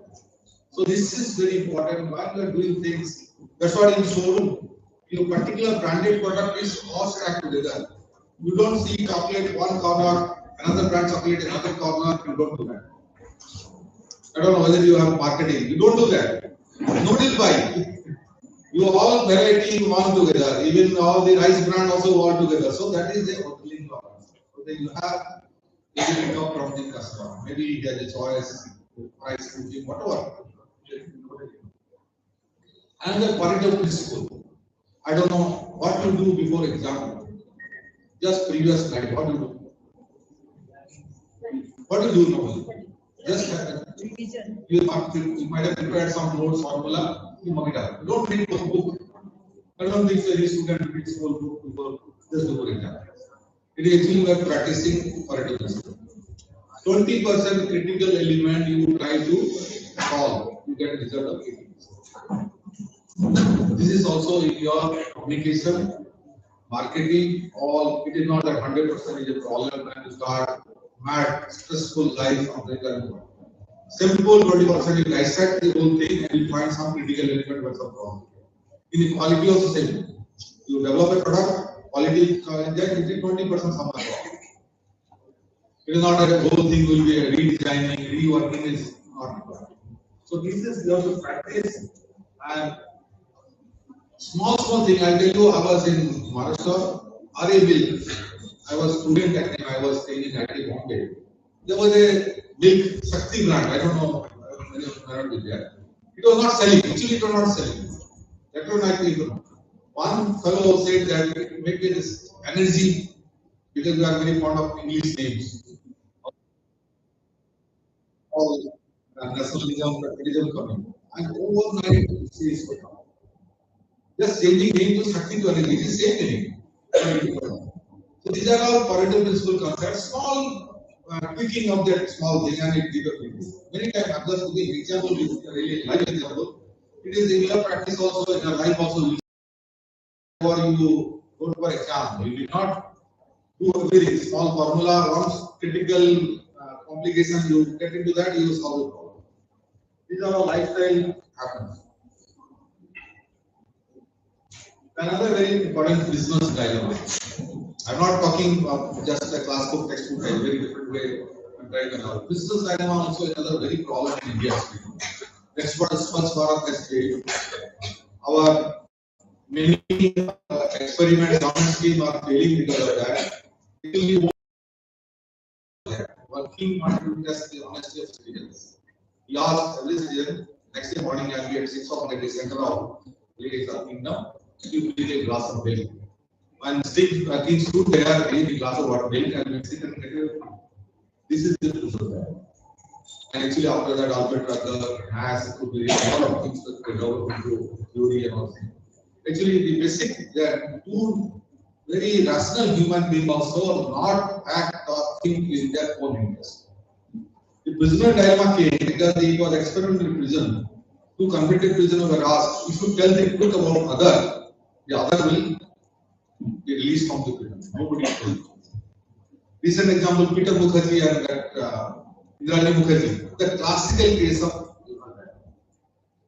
they killed their daughter Singapore, whatever reasons, but the husband also knowing and the wife also knowing, they never told truth. That had they told truth, perhaps one would have, Peter Mukherjee perhaps would have been out, but both are in jail and they this is the prison dilemma. And prison dilemma further in our life, normally I don't know, we are traveling car, bottle empty, we throw out of the window.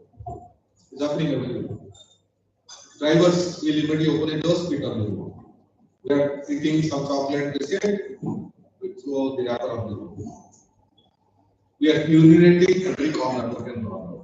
We are spitting nook and corner. We think that I am the only fellow, other not another fellow. Again, how long we are to prevent that, we are putting goddess photograph. All cities. This is the problem. You live in a small, very beautiful, initially layout colony. After some time, you see that road is network. One side, boundary extension, some ramp, some plantation. Other side also does that. We have a crores of worth of building, but you can't pick up cars. They are happening in Kerala everywhere. This is concern. How to work on that?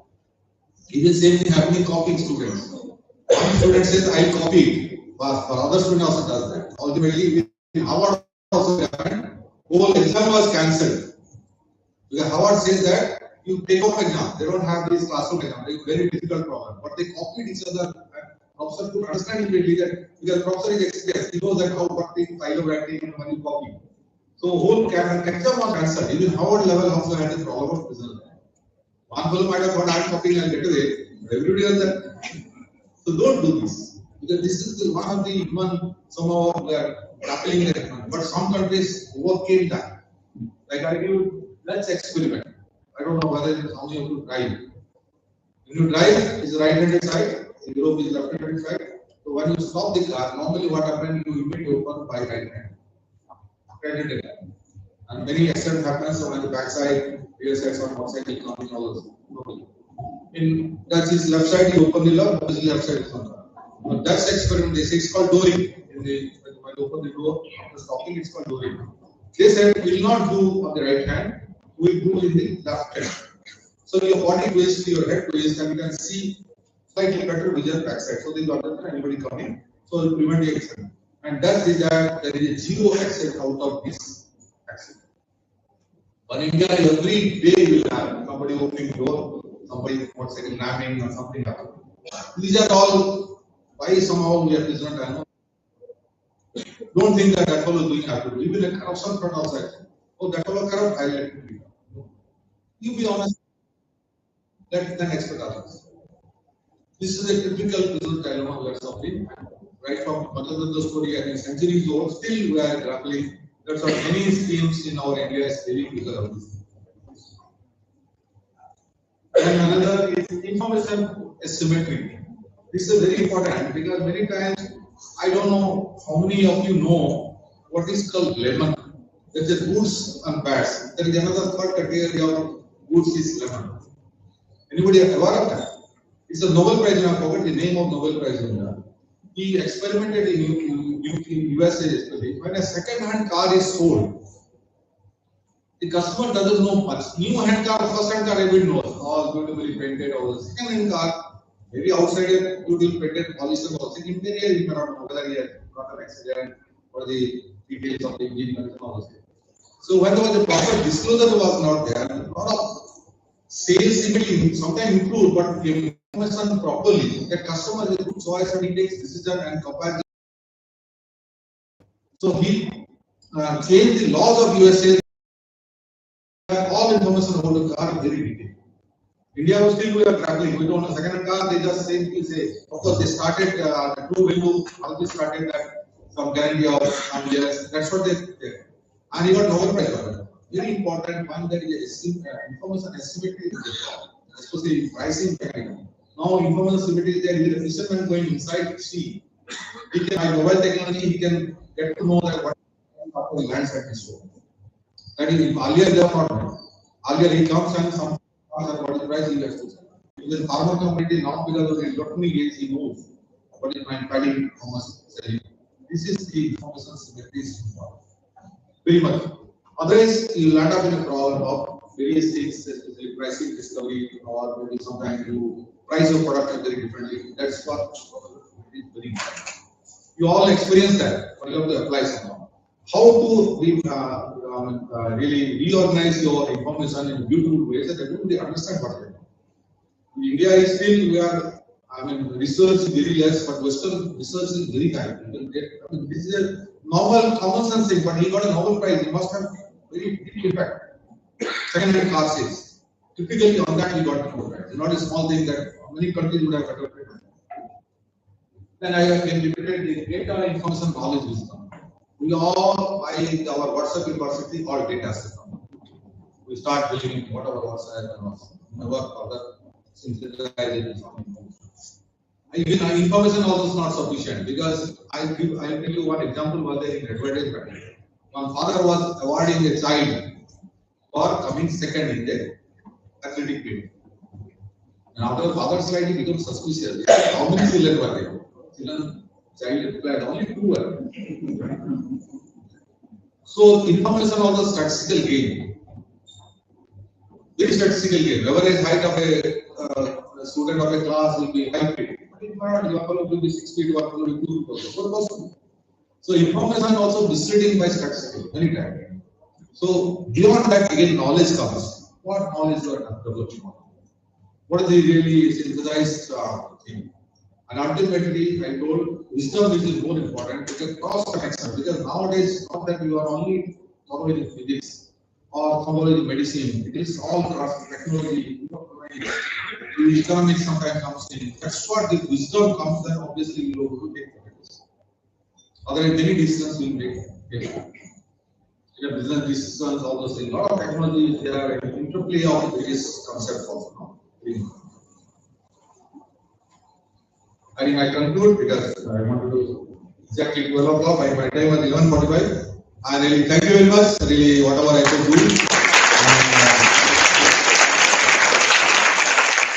If anybody has any query, I will ready to.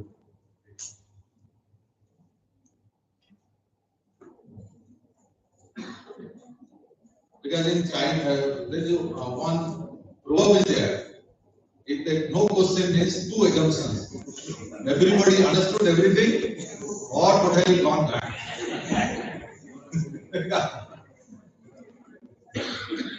Another Chinese proverb, better ask question so that you clear doubts, otherwise you are going throughout. So it's up to you.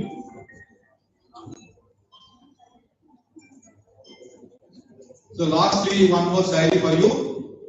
चलते रहो, झुक गए तो कोई बात नहीं, लेकिन कोशिश नहीं किया तो बड़ी चूक हो जाती है।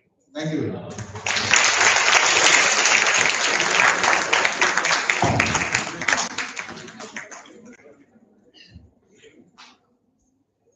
Thank you.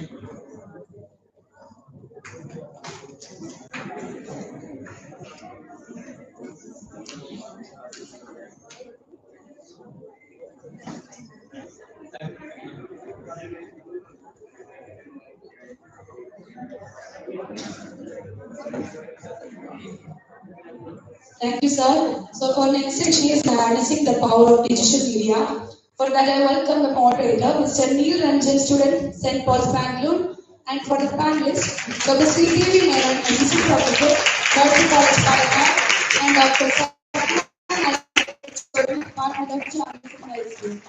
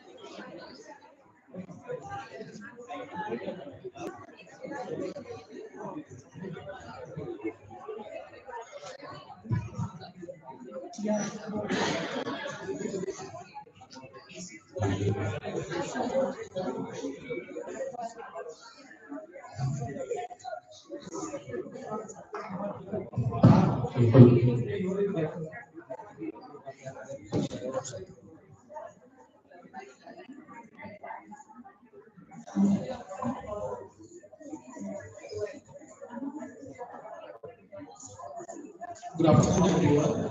So we'll be starting with the second session. The topic of this session is harnessing the power of social media. As the MC invited earlier are the two panelists, Ms. Sapna Naik, she is the HOD of Department of Journalism from Mysore University, and We have Shri Devi Menon, Assistant Professor, Varsity College, Palaka. Along with the two faculty panelists, we also have two student panelists. So I'll welcome Vittal from Pune, he's a student panelist, and also Sandra from Varsity College. Welcome, Vittal. The session is harnessing the power of digital media, and as we all know, the theme of this event is communication 360 from traditional to modern or digital. So I think we as a journalism career or a profession, we have come a long way from pamphlets in the Roman Senates and institutions to us getting pop-ups on our phone and applications. So the advancement has seen such exponential growth that we have reached information is bombarded to us every day from the power of digital media is. Our vision of this session will be to give you enough information about digital media, its scope, and how fast it is growing, and what are the scopes for us and beyond people of different aspects as well to explore the chances of digital media. I would like to hear from our panelists what they think about the topic and what in their view is harnessing the power of digital media. First, I would like Dr. Sapna to start. Thank you, Neil. Very warm good afternoon to one and all present here. First and foremost, at the outset, I would like to thank RCI and YCC for organizing such a wonderful first YCC Conclave at Palaka. And also, I would like to thank the Lead Management College for hosting all of us, because it is a single platform brings not only academicians, the practitioners, and also the students to have a deliberation which will surely go to give them a lot of food for thought. And when people go back after 2 days, there will be a lot of things for you people to discuss on, comprehend on, and also to think about how you need to take your future ahead. And as the topic of the day goes on about the harvesting of digital media, especially I come from the academia, we from the academician's point of view. As you all know, and the topic very much says it's from traditional to digital, 360 degree. That means overall, there has been an influence of digital, especially not only is more on youngsters, but is trying to speak on youngsters' perspective. So as we all know, it says that the youngsters are getting very much influenced by the digital media. But how far it can go? So there is a lot of shift. You need to see that there is a lot of paradigm shift which is happening from the way the media is being consumed by the younger generation. So are you people on the right track to see whether the kind of content which comes to you, or whether the kind of content which is available on the digital platform is good enough for you to consume and to understand and also to apply the same in your daily activities? For that, the answer is completely no, because there is still a very long debate going on whether the kind of content which is being given on the traditional media is good enough, or the content which comes on the platform of digital. So there is a still long debate which will be happening. One thing is about the kind of acceptance level. Maybe as younger generation, you people have started accepting the fact that the content which is there on digital media is perfect, but it is not. There's a lot of authentication, there's a lot of fake content which is there, and also a lot of misleading content which is there on the platform, which maybe our young friends or young minds are not aware of. So there is a need. I'll just put it across as we'll be having the round of discussion happening, but I'll try to put it this way that how much of awareness our students have as we are looking towards the media literacy. When you come to media literacy, the amount of literacy among younger generations is very feeble, it's very less. So we need to look into that concept. As you have environmental literacy, as you have your computer literacy going on, in the same way, media literacy needs to be taken up very strongly. And I think the very first step to introduce that particular concept to our younger generation is to be aware of. Just because we are journalism students or just because we have the journalism background doesn't mean that we are fully aware of the facts and figures of literacy. So it needs a lot of definition. I'll put it in here, so I'll take it up, and thank you for the opportunity. And I'll ask Matt to put our points forward. Yeah. Thank you, sir. As someone said, there is no enough digital media literacy today. As a teacher, I know that the syllabus still we have is a bit outdated. The stress is still on the traditional media, press, television. In fact, a passing mention of is available. At the same time, there is a danger that technology is on our fingertips. So we tend to use it without knowing enough about it. So that creates a lot of problem. And when we really can use digital technology for a communication purpose, often we don't know what to use because of this illiteracy issue. So students at the same time, not only students, even businessmen, corporate people, teachers, everybody, they land up in trouble because of using the wrong media or using the media in the wrong way, or they are completely ignorant about it and they end up not using it at all. So the first thing academic circles can do is to give an enlightenment on the emerging digital media and give sessions not only to students but also to faculty, revise the syllabus and make it contemporary, updated, and that will be the first step, according to me, to remove the darkness or the ignorance related to the digital media harnessing. I think the students will have something to say about it from their point of view, written. Good morning, everyone. Everywhere we go, we see digital around. You used to be at shopping online or to be online consulted by a doctor while living behind a media. Digital is deeply embedded in media. So if you are on digital media, you are not learning, not laughing, not being inspired, or not networking, then you are using it wrong. So the world is a place where all resources are harnessed to potential to produce something beneficial, like water, soil, wind, power, many resources. They are endless, but what's the newest addition? That is digital media. Digital media has created mark in all industries, including public relations.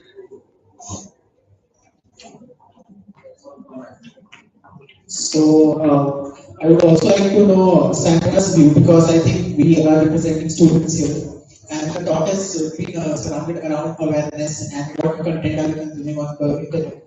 So I would like to know you and from behalf of many students, that what are the mediums that you use, that mainly youngsters use to consume information and consume news, because it is generally observed that the attention span and the reading habit has gone drastically decreasing as we have progressed and as the internet has taken place in our lives. The habit of reading has reduced drastically.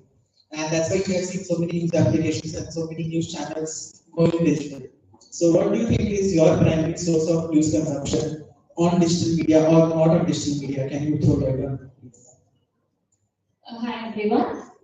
So I think many young people, including myself, we depend digital sources for news and everything, current affairs and everything. We refer to digital sources rather than the conventional sources, newspaper. Very few people read newspaper nowadays, I think. I am also not a regular newspaper reader. Mostly in social media, there are a lot of pages which all news channels, they have a social media page which describe the news. But I think we are not exposed to the correct form of news, and there is a fair chance that whatever we are reading or whatever we are seeing, it is false, and there is a equal chance of it being true and false. So I think young people, we should not just consume everything without thinking it through. We have to think, and we shouldn't just believe whatever is there, because we are depending on these sources for our news. So I would like to take the question further from here, and my focus that I am observing here is that what I understand is to open a newspaper or to open a news channel, it takes a lot of effort, a lot of time to build your credibility. But to open, let's say, an Instagram page or a Facebook page is very little effort, and information is put without any effort as such. So can we think that digital media can replace the traditional media that has always existed in our society?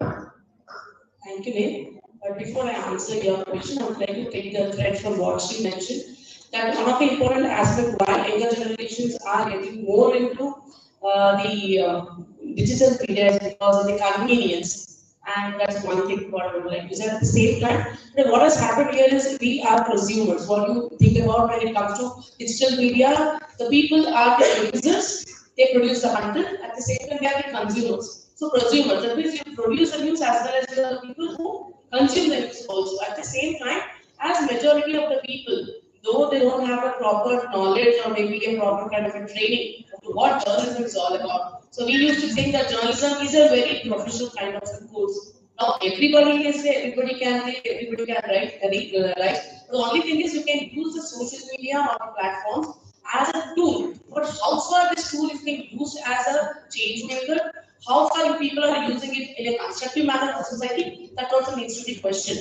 Because majority of us know that it is only derogatory kind of a thing. We are not using the social media platforms or digital journalism or digital media platforms for any kind of a constructive purpose. So we need to understand that more than being positivity, there is more of a negativity. And one thing is about digital journalism is about more of entertainment. You don't get any kind of an education, or there is no much as information loaded. So that's the reason why even how many of you people follow good journalists? You people may follow Shilpa Shetty, people may follow Nora, people may follow somebody else. But how many of you are being journalism students are following Rajdeep Sardesai? Or maybe Pranaya? Because the real content comes from the people who have got more experience. So that even the selection of the news, see there is no compulsion that you need to follow them. But as a very educated kind of a class, or maybe as people are coming from the journalism background, it is very much necessary for you people to choose. The information is power, it is there everywhere you have information. But what you choose to read, what is the selection of the news, that needs to be understood by especially educated people like you, because you people are our future. We think that the educated class will build a good society. So selection of the news, what to be taken or not to be taken, also you need to have the consciousness. And second thing about kind of whether we are trying to replace the digital media. So your question is right. The thing is, I don't think maybe for the time being it is on the peak that digital journalism is there on the way. Maybe that day will come and that also will reduce, or maybe it will also see a downfall in the kind of acceptance level also. There will be a stagnation period. Maybe not very recently, maybe another 4 or 5 years, the stagnation may come. But still, we have a very good component. We still have a good number of people who prefer physical copy of a newspaper. Okay, that will become a trend. Maybe as I told you, the positive of time among students, the interest, the kind of content what they are selecting. So how many of us read editorials? How many people read open pages? So the number of readers are very less. So you have only a handful of people. Maybe it will take some time for the acceptance, and as I told you, I'll keep on stressing the thing because I'm also a Google fact checker and trainer by the Google, where we want to educate the people on media literacy. So the things have started. So educating the masses about the selection of the news, how to understand what lies beneath the line, what lies between the lines also needs to be understood. That is a very important thing that needs to be done. Maybe the course of maybe the academia needs to give a hand. We need to change the syllabus kind of thing. Maybe the mode of teaching should be changed, and even the selection of the topic among the students should be changed. So then maybe over a period of time the trend would change. That's not going to be so much. That's fine. So, ma'am, I would take it further from here. So, I think that's very factful and that's very influential for ma'am to say that we need to decide what kind of content we choose to consume. But I think it's a major role that teachers and academicians also play when we are, let's say, 19 or 20 or 21. That when they influence us, so let's say people who are in this room, and when they hear ma'am say that we should follow good journalists and educate people who write better content, so we learn and we go and get influence and try learning more things. But there are very few people who can guide us in the right direction. So what do you think in the college setting or a school setting as a teacher, what changes can be brought in students to inculcate these abilities to follow the right content, to consume the right content, and then evaluate in their career, to apply in their professional career? What can be done in the school or college setting for this? Thank you, Neil. Personally, I welcome the democratization of media because for a long time we have been under the monopoly of media, just consumers, as passive consumers. But when I was a student, I wouldn't dream of taking a short film But today, everybody has the right to make a film, become a blogger, write online journals. So all this is welcome. The only thing is that the problem with the source, identification of the source, the Gregorian communication is too much when it comes to digital media because we cannot trace the source from where this information has come. So more than as I said in the previous session, the false information, the term, there is some problem with the term false information. Actually, it is not false information. It is either misinformation or it may be just partial information, hiding with some vested interest or highlighting unnecessary or exaggerating one side to make things seem okay. That we can always see. That is one positive quality of digital media because we get to see all the sides of the issue, but still we do not know what the truth is. I would like to go by Oscar with this. If you know, inform. If you don't know, confirm. If you know, perform. If you don't know, confirm. If you do not know, inform. So that concept, it's a problem of personal ethics. That when you are writing on digital media, you are responsible. You are committed to a lot of people reading your page. So it would be better that if it is a company, it will instantly lose its image if it starts spreading such information. But individuals who have no such commitments, I think they are the problem makers because they don't bother about the consequences they make. So such a thing can be inculcated by self-ethics or self-discipline, and of course education, as ma'am said, widening the horizon of information, enlightening the students about how to pick up the right information, how to pick up wrong information, how to create the right information, because the media is at your fingertips. There is no more hegemony. Every citizen is free to make their own messages. So there, we have to be creative, we have to be committed, we have to have certain ethics, and we have to be writing for the target audience, and we have to identify them. I think that will be more helpful. For example, in COVID, we had many of the viruses and all, but we should check the Indian website, government website for that, and we should be very, we can be very alert. Yeah, we can be very alert. We should check the publisher where it is from coming, so we should know about that.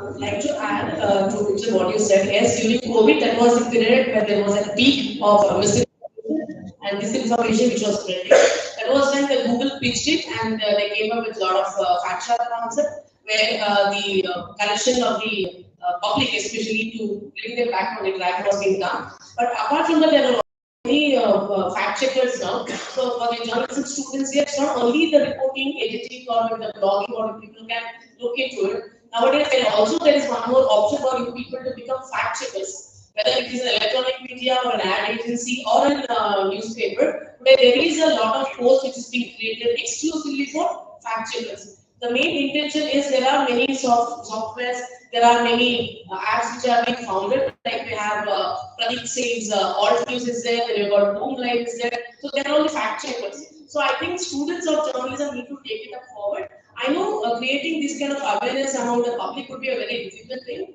but a small step has already been started. We are trying to educate even the rural masses. Being journalism students, I think that you need to take the first step. You need to correct yourself because, as they say, okay, drop by drop becomes a zero ship. Okay, the thing is, we need to take it in the proper steps. Those kind of things we try to adopt in the regular activity, that will go a long way. It is generally observed that many people try to exploit the current system that is available for our generation because not many people want to enter the field of journalism because they think that it is beyond their reach or they need some high linguistic skills to reach the audience. But I think because of the advent of digital media, it has become a lot easier for people to what they want to say. And the point was brought very beautifully in the inaugural ceremony that journalism needs people from all departments. We don't only need reporters and writers, we need people who can write science, we need people who can write agriculture, people who can write economics. And I think digital media has helped a lot in that. So I think that's what it's very important for us to take broaden our horizons to different areas as a field of journalism, as ma'am mentioned about being a fact checker. I'm pretty sure many of us wouldn't know that a profession like that exists. But recently, I think Zubair from Earth News was nominated for an award, and it was like very influential for journalists who actually want to do good work with proper ethics and with fact checking. So the next that is on these lines only, I want to ask this: do you think, as a student, that it is a lot easier for you to convey your thoughts on any digital media platform via a blog or a content writing piece than climbing your way up to being a columnist from being a has digital media provided you an in the field rather than the traditional fields of journalism? Thank you, Neil. I think that when we are exposed to a lot of forms of information where we can express ourselves without having the educational qualifications, it has its advantages and disadvantages. When we start writing a blog, we start as an amateur, so we don't have that perspective on the world. But on the same time, we can also say that we have a very different perspective, that of an amateur, and that can provide different insights to a particular topic, uh, like rather than a profession.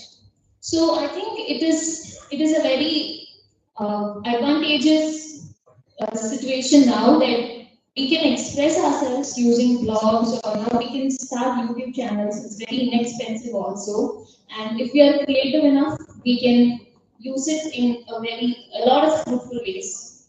So I think it is a very positive aspect of digital media that we can start blogging or writing or expressing ourselves. But at the same time, it's not the only case. We have to we have to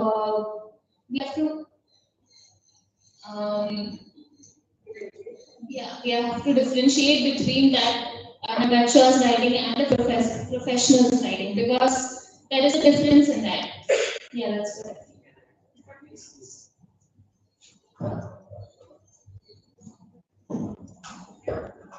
The help of digital media, you get real-time result for all time for all your content. For example, you post something on YouTube, you get real-time statistics, how your video is doing with all likes.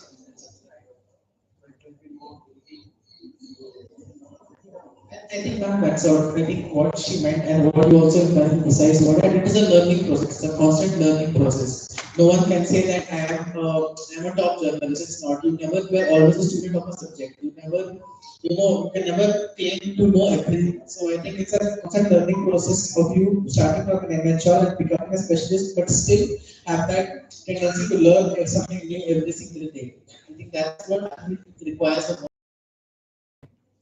Again, taking a thread from her, told that nowadays the younger generation has got the options of producing the content and posting it on YouTube. Okay, that is there. But I was also doing one of the research where we also found that, as I told, the number of likes. Again, the kind of mentality what among the journalists or among the younger generation has is, they think that if a video has, or a video or a content or a picture has more number of likes, that is where your popularity. The popularity is not about the quantity; it is about the quality. That is also needs to be mattered, because just again I will take up an example of any advertisement or maybe a personal video of any of the celebrities and all. Cut to any kind of a developmental stories. I was just preparing myself for a research on marginality. It was about the tribal communities of Orissa, where I took up a particular video which was being done by the tribals, where the tribal community is doing a lot of activities to have a sustainable life for themselves in Orissa. That's been posted on 6 years back. Hardly there are around 273 likes for a video which speaks about the self-sustainability of the tribal, how the tribal community is trying to build up a life for themselves, not depending on anybody. Cut to your Shilpa Shetty likes, or maybe cut to your another kind of a thing. You have millions of likes, or maybe a trailer of a movie of a popular star. That means it's not about the quantity what matters. How as a journalist, because everybody are going to be journalists, majority of you will be into journalism field in the coming days. The thing is, you need to look into what kind of changes you can bring in the life of the people. That also matters. Maybe you people as a very strong tool for the change in the society. trying to stress here. When you're speaking about 360-degree here, the perspective is involved. And even as I told you, you need to speak to different people because you are mentioning about the sources. Okay, the authentication of the source is very much important. If you are making a video on one particular thing, you need to speak to the expertise of that particular thing or that particular background. Then you are supposed to do the thing. It's not only your opinion, it's not only your life.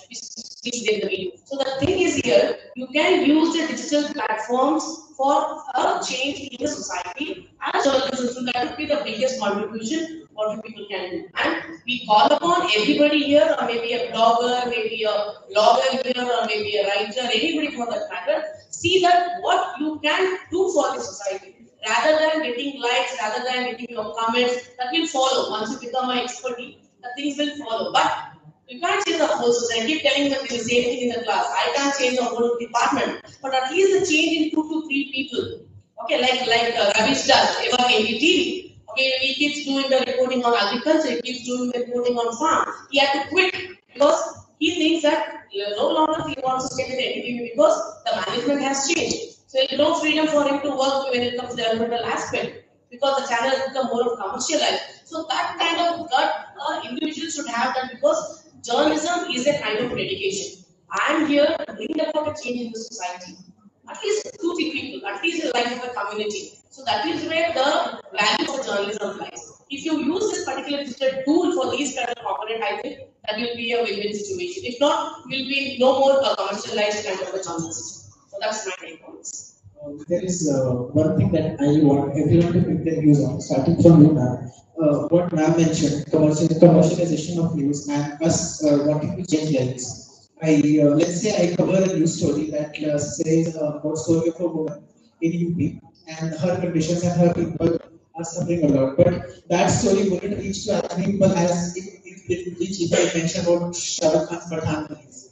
So, as a budding journalist, how do you keep yourself motivated to keep that bringing change mentality?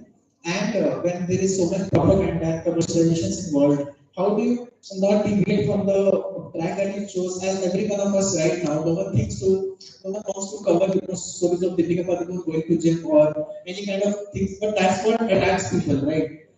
Everyone here wants to bring change. But when you start your journey, you get started when you see that no one is seeing your story that actually can bring change. So how does one stay motivated while doing this and without getting distracted? The answer is there is citizen journalism. 100%. Even if you are not literate, if you are media literate, you can become a citizen journalist. You can shoot, you can use your mobile. Everybody has a mobile with a camera. You can shoot whatever you see, and lots of such things are happening in Kerala itself. But mostly the credit is taken by the mainstream media. Usually it's an ordinary citizen who brings somebody's attention to this issue. Then suddenly the media mainstream channels come there, they cover and they give it as national exclusive or Malarama exclusive. Actually, the starting point is from an order, even it may be a child.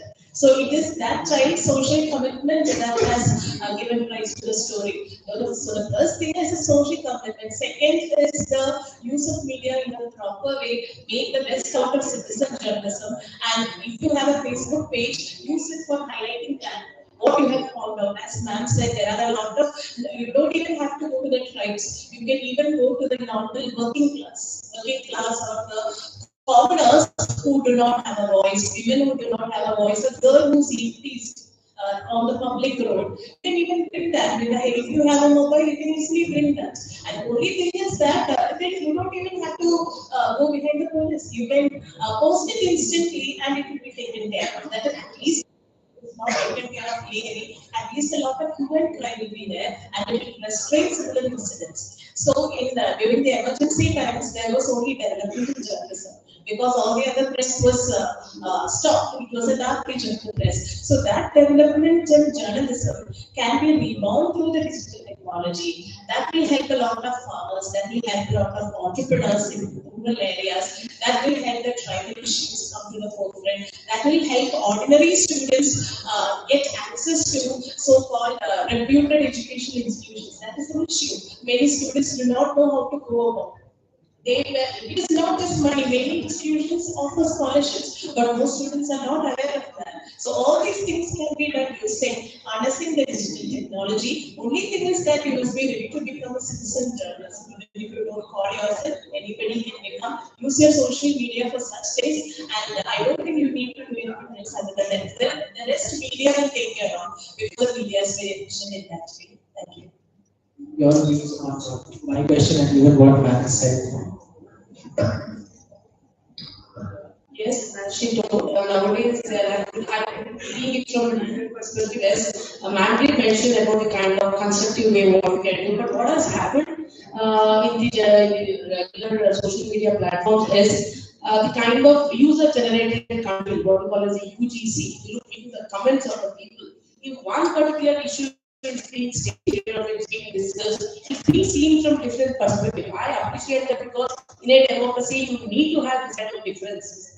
That is where the democracy lies. We need not have to accept whatever is being there. I do not have to be accepting whatever the council is. I have my own way of dealing with things. But it is being misused a lot because especially the kind of content, the kind of fan following or the kind of UGC what you see is more on the negative side. For example, religious issues, or maybe women-centric issues, or maybe gender-related issues, or maybe LGBT kind of issues. So I think these things need to be covered. One of the important things what I have been observing as an academic person is about the kind of control.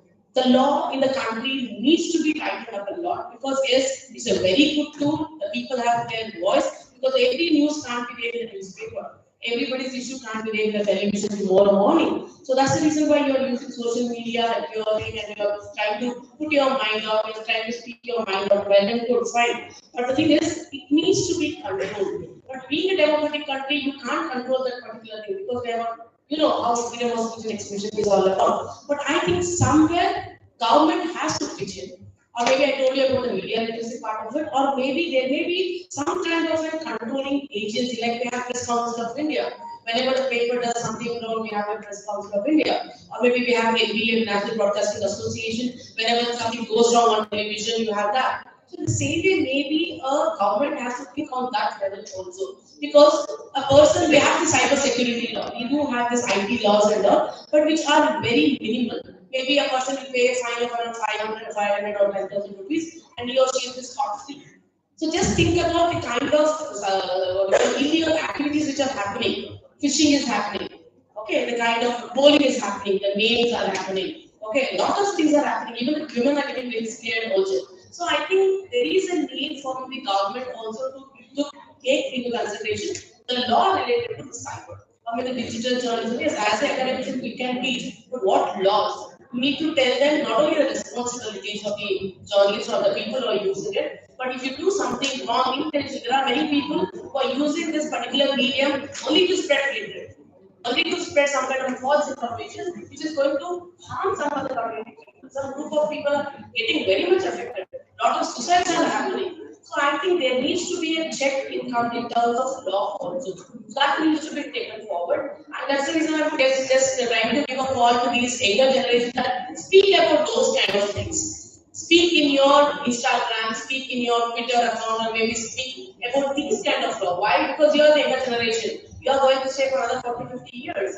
So it is your land. You need to make your life secure. So I think somewhere somebody has to give us that, especially related to having a strong, sound laws related to the usage of digital communication, digital media. That needs to be, because none of us are aware of the cyber law. Maybe we do the study, but none of us know what cyber law is all about. Yes, that needs to be educated about, and even the government should also take this in a very serious manner.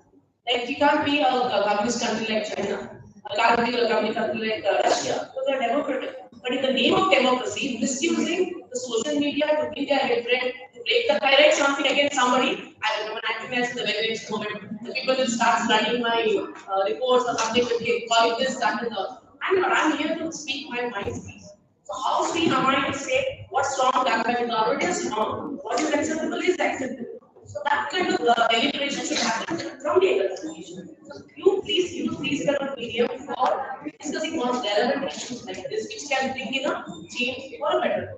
That is my With a very strong emphasis that man put on the young generation, putting out things. I would like to ask if the people sitting in the audience have any questions for our panelists to ask. Yes.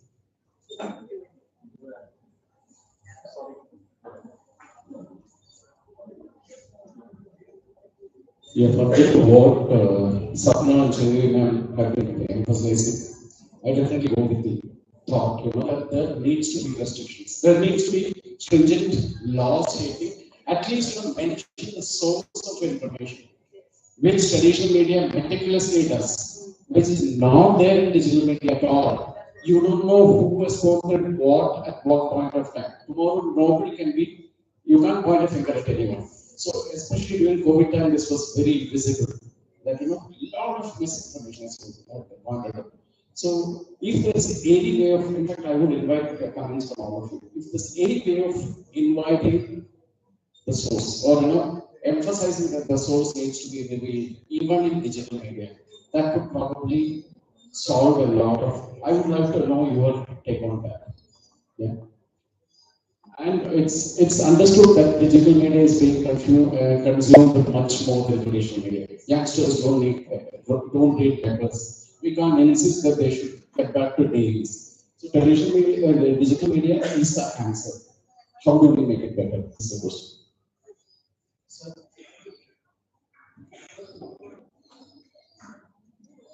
Thank you, sir. Identifying a source will be a great challenge because we have cyber laws in our country.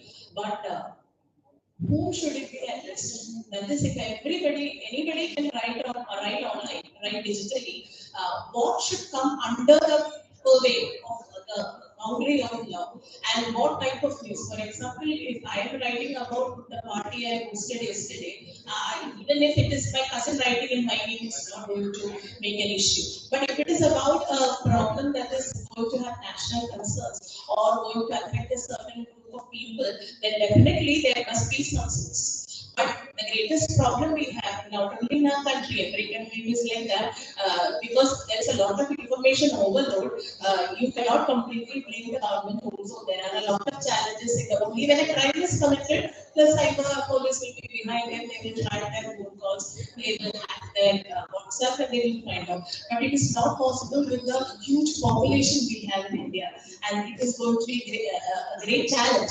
But of course, there must be certain stringent laws. Then we always have a tendency to create our own dupes online. People like to play that hide and seek game online. It helps them. Like writers used to do that with a ghost name. In older times, today everybody has 2 or 3 profiles, one created by them and the other 2 created by somebody who they don't know. But I may have 3 profiles, only 1 profile I'm familiar with. So that's a great issue. But until I have a problem, I may not approach the court. But if I have a problem, I definitely approach the court. So it's really challenging. We can say that there can be laws, but how it must be implemented, it is not for us to say. It is for the law and order machinery of the country that is to say on that. What is your opinion, sir? That is where, as sir mentioned, that is where participatory journalism comes into the picture. Because I was just going to again, sir, just to give an example, there are many sessions which are being done, as ma'am said. First is the fact checking. We need to, until one message comes to you, you need to see the information, you need to cross check the thing. If you feel that it can be forwarded, because nowadays forwarding WhatsApp is very free. So what people are doing is they are just forwarding the messages. Like 256 people submit has become much more than. So the thing is, you need to have a plan for all those kind of things. And we have got many apps now, as I told you, Autos is coming in, then Moonlight is coming in, they got Google, where pictures are being manipulated nowadays, where videos are being manipulated. So you can recreate the videos with a lot of things. So I think that is what we are trying to do at Google, where we try to tell you people to do the things on your own mobile. If a particular picture comes to you, just by applying the Google Eye, how many of you know where the Google Eye is? How many of you the auditorium know where the Google Eye is? You know what's Google Eye? You don't know. Everybody uses Google, right? So you don't know where Google Eye is. See, when educated class like us are not aware of these kind of a thing, just imagine the rural part of India. I mean, rural part anywhere in the thing. So the thing is, if a particular picture comes to my mobile, somebody sends a particular mobile where body is of Sapna, but face is of Chikmai. So I want to cross it because I know Chinmay is very stiff and Sapna is very fat. Okay, I will do the cross it because I've seen them personally, both of them. So you can just put the picture of that particular thing on the line. It will give you all the pictures of Chinmay. It will also give the complete picture of Sapna if it is there. So you can easily make out it is being fake. Okay, so there are many small steps like this which a particular individual can start doing it. Okay, whenever you are in doubt, please don't forward it to anybody. The best thing what people can do is just restrain from forwarding it because you are also adding a kind of a thing to the you are adding fear to the mind. So better thing is be alert and first thing is cross check the things, authentication of the thing, checking the sources, checking the date, checking the website. All these things are the things which you need to know. There are many issues which are there from 2014 which have been presented as was happening yesterday. So all these things needs to be checked. You can check the videos with the apps what we have on mobile. You can check the pictures. You can check the content. You can check the websites. So this is where the media is present. This is where the fact checking classes what we are doing everywhere in the state is taking up. So we need to be alert about this, and these kind of curriculum needs to be introduced in the journalism also. Rather than introducing just digital journalism, you need to tell what are the plus and what are the minuses. If there are more of minuses, how a student can overcome it. What are the new technologies? Because they're also speaking about technology.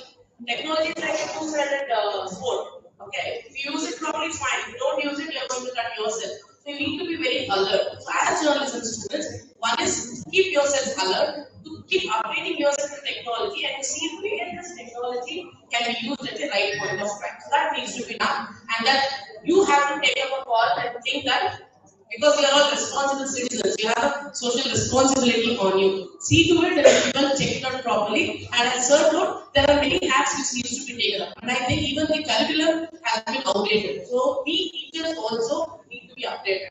How many of our faculty are ready to accept that kind of technology?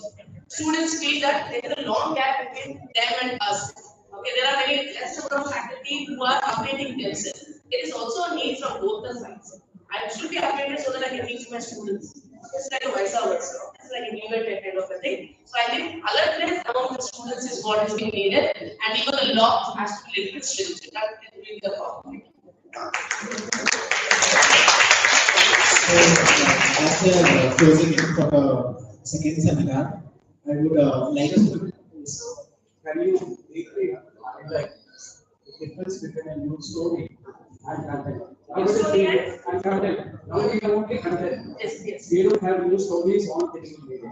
You can post some like.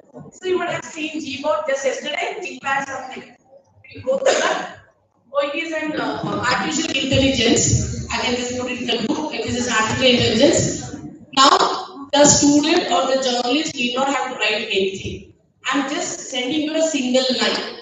The boy has been killed. You could as a cut hit the bicycle rider killed. It's only one line. You just give that line to the artificial intelligence robo in your newsroom. He or she, artificial robo will produce 350 lines of news story.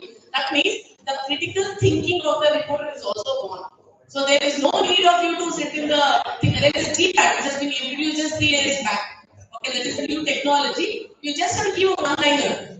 So the logo will prepare story will present to you. Depending upon the space, depending upon the content. So these kind of things need to be taken care of. As I told you, again, the news is just one, but the content is being done by your artificial intelligence. So but I feel that there is no creativity. The creativity of the students are being killed. Second thing is there is no critical thing. People will not feel or people will not write because whenever a story is written, a journalist should think from different aspects. The critical thinking of the students is also being marked. So where do you find journalism? We are heading towards that kind of a thing. So if everything is taken over by artificial intelligence, I don't support that. Journalists will go to office, they go to the field, they speak to people, then you come up with the story. That is where the real journalism lies, not the technology. You can use the technology as a support, but technology can never be journalism. I never support that. I want students to go write, feel, and understand the story and understand the compassion which is there in the story. That is where the real journalism lies. Technology is completely no for me. I'm a complete user of Facebook. I'm in all the platforms, but I use it as a change maker. I use it for documentation, not for any other purpose. That's just a personal take on this. The students should see what could be done in a better manner. Thank you. One thing, irrelevant maybe to this session.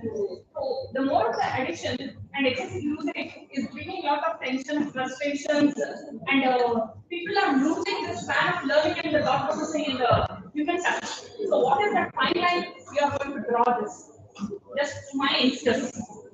That's what, as I told you, the social rapport, as you told, because of the invention or innovation of these technologies and all, one is the social relationship, the social values have completely come down. Even though we are together, even when we are traveling, the bus, every one of us is going to the mobile. When you had the chance to have discussion with everybody, I was treating my students, asking their family life because it's very difficult to speak those things in the classroom. But I would say that one thing is the social life is completely missing. Maybe as we are getting more and more glued to the mechanical thing and the gadgets and all, this depression or maybe obesity or maybe suicidal kind of a tendency, because that is the kind of thing what we are seeing every day and experiencing every day. So somewhere people need to move out, especially the younger generation should think that it is more a life outside the gadgets. So again, I told you it is completely individualistic in nature. You need to pick it up individually. Nobody can force you. You have to take an individual call. That's very much important.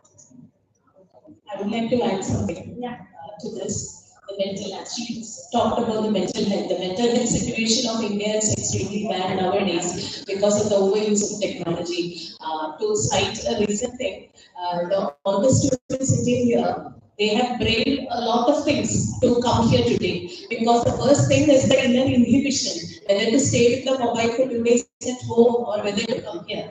But by the time they go back, they be sure that they have taken the right decision. Because otherwise, if we were doing this on an online platform, it would be very boring. I would be going back to my kitchen in the middle of the talk.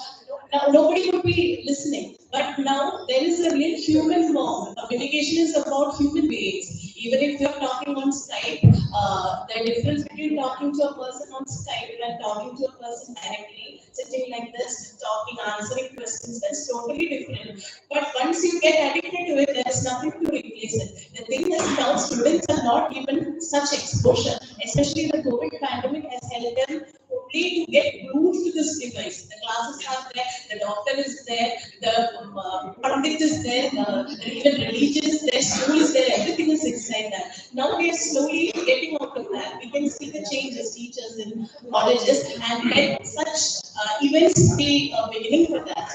Such events will definitely encourage people to be connected to human beings and use digital technology, as ma'am said, only as a helping hand and not as the end of the medication. It must just be a means and not an end. Detoxing is very much important. At least in a week or 1 hour in a day or 2 hours in a day, start detoxing yourself. Keep away from the mobile for some time. See, will really see the change, because ultimately machines is not going to help you when you have some kind of a health issue. Okay, you need to take care of yourself. Maybe you people don't think, and we don't give priority. Many of you may not think health is a priority nowadays, but today health is very much important. Only when you have health you can do anything. At least try to have a deep detoxification of your social media once in a week or so, that will become a habit for you. Digital media is a multi-dimensional, but still it is harming the community and all people by. Digital media is multi-dimensional, but still it is harming the people and community. Everything is like that. Everything has got two sides. The only thing is to learn how to use it. That is what is the. That is from your experience and through professional research. That is where the teacher stands. Do we say that the teacher is only a facilitator in modern learning and media? I don't agree to that at all, because the media can reach you, but it is only a teacher who can help you to decide what you must take and what you must not take. For that, direct physical sessions are must. And the digital technology should only be to help you to get some additional material or things like that. So I think the traditional teaching learning method should never go, and the traditional porter at the citizen rambo must not do. The traditional salesman at the customer rambo must not do. Digital media should enhance everything, but actually it is the humans. Today, even seeing a girl before marriage is done through online. The wedding, only on the wedding day, the groom and the bride see each other. I don't think that is a good trend. Though it may save time, money, and energy, it is definitely not a good trend. So, similarly, watching your teacher every day on screen is not because the teacher on the screen is not the teacher. The teacher is a teacher only when she comes and talks to you directly. Only such a teacher can help you understand. Once that wisdom is created, nobody wants a teacher. Then that system can manage by herself. So that is what I think.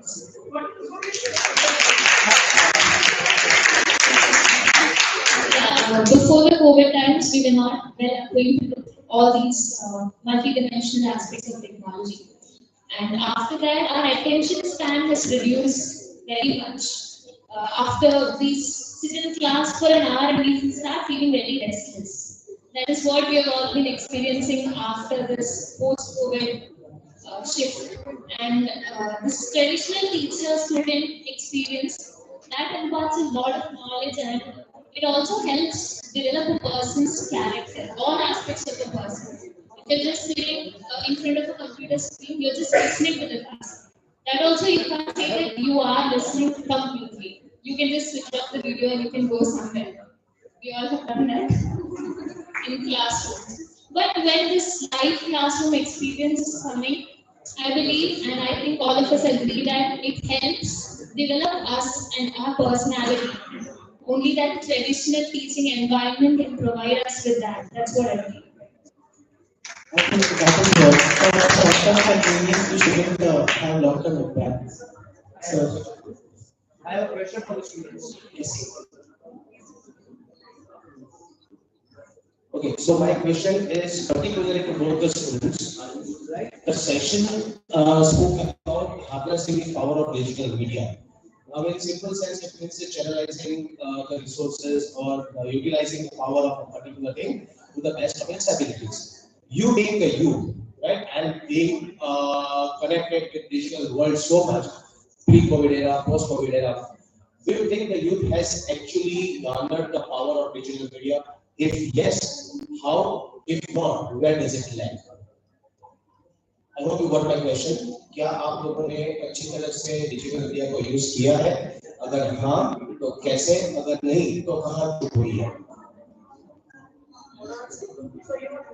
What are your thoughts? I think it's not a complete yes. You can't say that we have garnered the power of digital media. We have been exposed to a lot of media, a lot of forms of media, Google Meet and everything. We were not familiar with that. We have been exposed to all that, but as there is a tendency in young people, it is always to use us for more entertainment purposes and less for informational purposes. So I don't think that one person, we as youth, we have completely used, we have utilized the potential of digital media. I don't think so.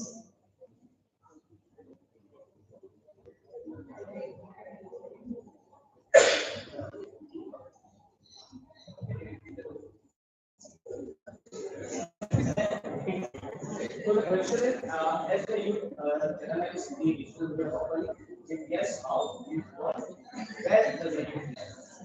I think so. We just explore the apps, every social media platform, but we didn't know how to use it in the right way. And now we are just getting to know how to use it because of the sources and all. And I think I can also answer this question. It's about choice. Ultimately, I can choose to watch reels or YouTube shorts of a day, or I can choose to create informative or take informative content on an everyday basis. So I think it's a very generalized to take entire youth, because there are 21-year-olds creating billion-dollar companies and 21-year-olds wasting their time on internet every single day. So it ultimately lies on the personal choice of whether they actually want to harness the possibilities of digital media, or they just want to become prosumers, as I mentioned, a very good term. Whether you just want to consume content, or you want to be the source, or you want to liberate yourself from being an average person and becoming improving yourself intellectually. So that's my answer, and I think there is one more question from the audience that we can take.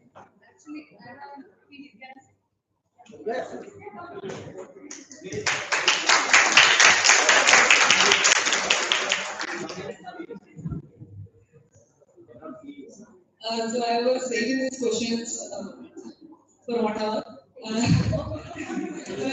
From the beginning, I have many doubts and questions, and to your answers, sir. Are we using it right? Because for every media, there is few issues. Even the traditional media, are we using newspaper rights? Nowadays, I think the Hindu newspaper, not the Hindu, most of the newspaper is full of advertisements. It is almost used as a way of advertising. And even the media use it. It is a common question. So, how are you networking? How are we networking? How are the business developing? Is it through traditional media only? No. The main kind of advertisements and networking is done through your WhatsApp, Instagram, almost all of the media. All of the not the traditional media. Even the most of the advertisement we see in the online media is the one which is actually helpful for us. And also the limitations of the newspaper is so much.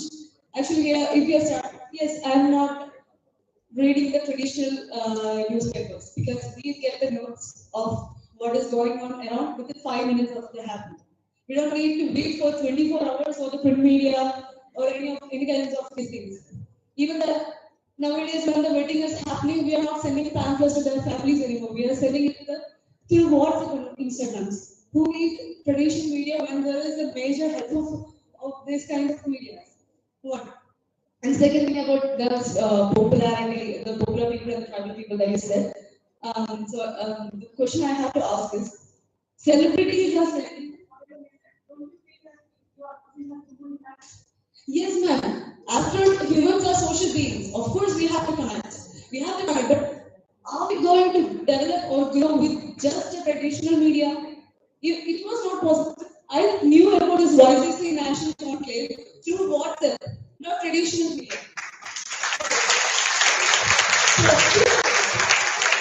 It is not about online meeting. Online meeting was it would have been a failure, of course. I need also offline events. But how did you know about this? Did anybody come to your home and say there is a national conclave? No. I knew this through the teachers' WhatsApp messages. Sai, you have a meeting. Are you interested? Yes, ma'am, I'm interested. I just said one word. I just said one word through the WhatsApp. Now I'm here. How? Excuse me, because just now we told that you are not going to any social media. So we thought as organizers the best way to reach out to people is the social media. That's the reason why we posted. If you have told us that the people are going to reach out to social media, all people are spending money on that same Okay. So my question is, if you put this through the traditional media, will everybody of the people, nobody would have seen it actually. You have to send it through a national newspaper first of all, because I am from Kerala, one of them are from Pune, from Tamil Nadu, Karnataka. How? It's not really possible. You have to send it to all kinds of newspapers. It is actually an expensive method for you to do. The papers, the publishing, everything is very expensive. What is the seriously It's like an understand here, you are not getting the point. The thing is, yes, the accessibility, the reachability for the youngsters was one thing. The second thing is, need not have to be regional all the way. The only thing is that reachability, so you got the message. And one more thing, as Chinmay was pointing out very rightly, that the digital media is not a kind of a media, it can be used according to the context. So same thing can't be used in fact, see the cricket matches which used to be full in the audience, with the physical presence. Now you can see it on your Hotstar. But the way you can experience a live match in the stadium and on your mobile is completely different. Contextually, you need to see which can be used as a proper sense. Can a mother feed a child online? Can marriages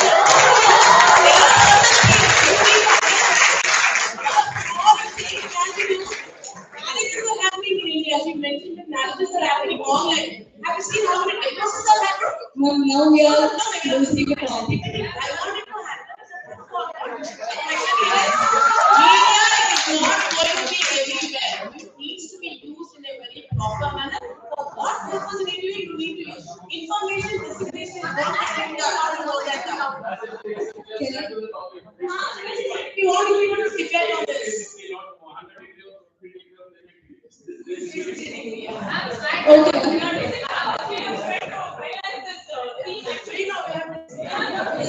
Okay, if that is the case, then there will be any population here. Because Can a mother feed the child through internet? But she gets TV.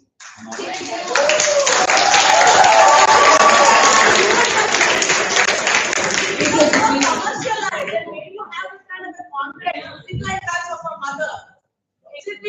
I'm talking about the time when the mother is home to stay, not when she's home. I'm talking about the time when the mother is working. She can't present her kid by simply giving it. Okay? The normal video or the applications we have in the society, which will help you. How many of them are using it? How many of them are using it? Whoever has the application, No, that's what. Depending upon the application, what is the number of people we have? That's How many people are actually, the mother is working. That's it. But it has all human children is completely. exactly that. The woman is working. They will obviously find the way to feed the child. I do support it. We were not talking about doing away completely of the digital media. We were saying that human contact must not be neglected. I have a reply for you. You said you knew about the conclave through a WhatsApp. But Sujit, faculty coordinator of Secretary Tevera, and myself, we know that Sujit had been running to and from many colleges, talking to students directly. All these people would not have come through a WhatsApp message. I have been enlightening you if we had just seen WhatsApp and sharing, nobody would have come to the conclave. Wherever we must go ahead, but we must. Digital media should be a support. so here is one last thing. I have one last thing. I am completely appreciating this because now no more discussion has become our debate, but I actually appreciate this because one of the most important things is not all the human contact or meeting have to have any kind of network. Yes, of course, it is a common sense. Nobody thinks the need of WhatsApp for breastfeeding or anything at all, actually. But nowadays, we are supposed to get into our success rate. We are supposed to make money. We are supposed to do networking. This is all about networking. Yes, the common basic things are needed, very essential, of course. And everything have its own downfalls. Okay, thank you. I think we do appreciate a lot of views from you. Thank you so much. What's your name? That was a fantastic. Now I think there is very more for this session because we need to have another session tonight. May I please request me to conclude this session with Viva? And in this Saturday session, our motive was to make this a thought-provoking session, and it generally provoke many people because everyone was attending and the main motive was to learn and have fun at the same time. Thank you for people who asked questions. Thank you for people who expressed their feedback. Thanks to the panelists, the faculty members who give their insightful views. Thanks to the student panelists who give their views. And overall, thank you everyone to keep your attention. And I hope you got something to learn from this session. But this will end the session to harnessing the power of digital media. Thank you one and all for being here.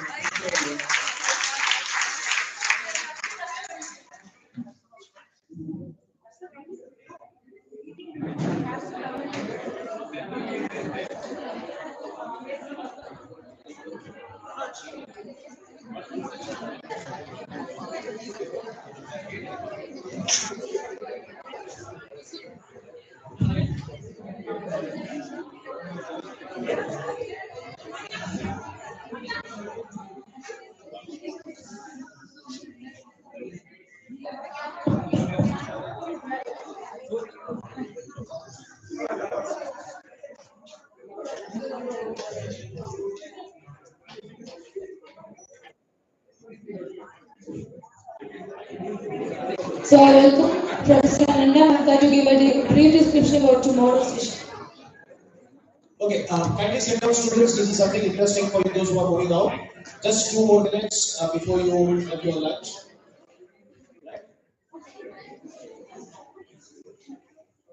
Okay, I'm just going to give you a brief about tomorrow's impromptu session. We start tomorrow at 10 a.m. with the debate, which Dr. Shri Madam will be speaking soon. Post which we have impromptu presentations. Will require around 6 students participation from the students volunteers who are here, possibly 2 from each college or state representing your city or your state. The topics will be given to you tomorrow. The rules are very simple. There will be a chip which you have to pick up. There will be an individual presentation of 7 minutes. So we'll be having 6 students picking up the chip, and on the topic that has been given to you or you have selected that topic, you will be making a small presentation. Around 45 minutes before the session, they'll be giving you the topic. You have to identify, do a research, and come up with a 7-minute presentation, followed by question and answer round. We'll have a panel. The topics will be given to you tomorrow. Those are interesting topics, very simple, but we will look at your creativity in terms of presentation. We'll look at your presentation styles, communication, domain knowledge, content analysis, where you are going, and yes, there are some prizes to be won. So, if anybody is interested, I have already my students identified. I would request Mr. Prashant sir or Dr. Sapna madam and Dr. Shri madam to give me the names. Students are also. I just need 4 students, 2 from Kerala and 2 from Bangalore. And if you have more members also, we can accommodate. So, but will not go beyond 8 to manage the timing. So with this, I'll end up the session, and I think we can head for lunch. Yeah, please. So you can now go for lunch and be back at 2 o'clock again. Candidates on that door, you can open the door, and behind the door, your candidates there. So you can just collect your plates and have food from there.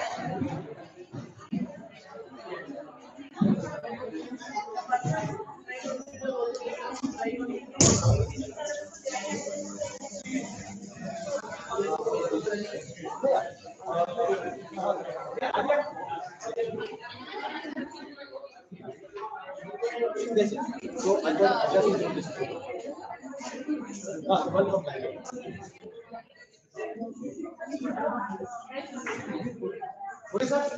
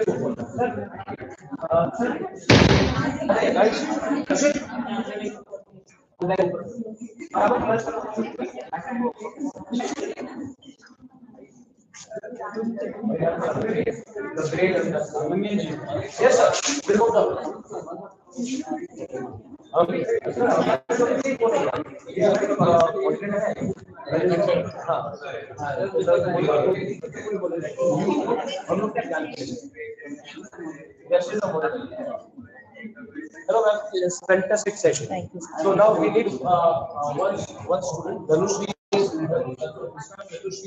already there from Bangalore. One more student from the other side for public relations. Next time.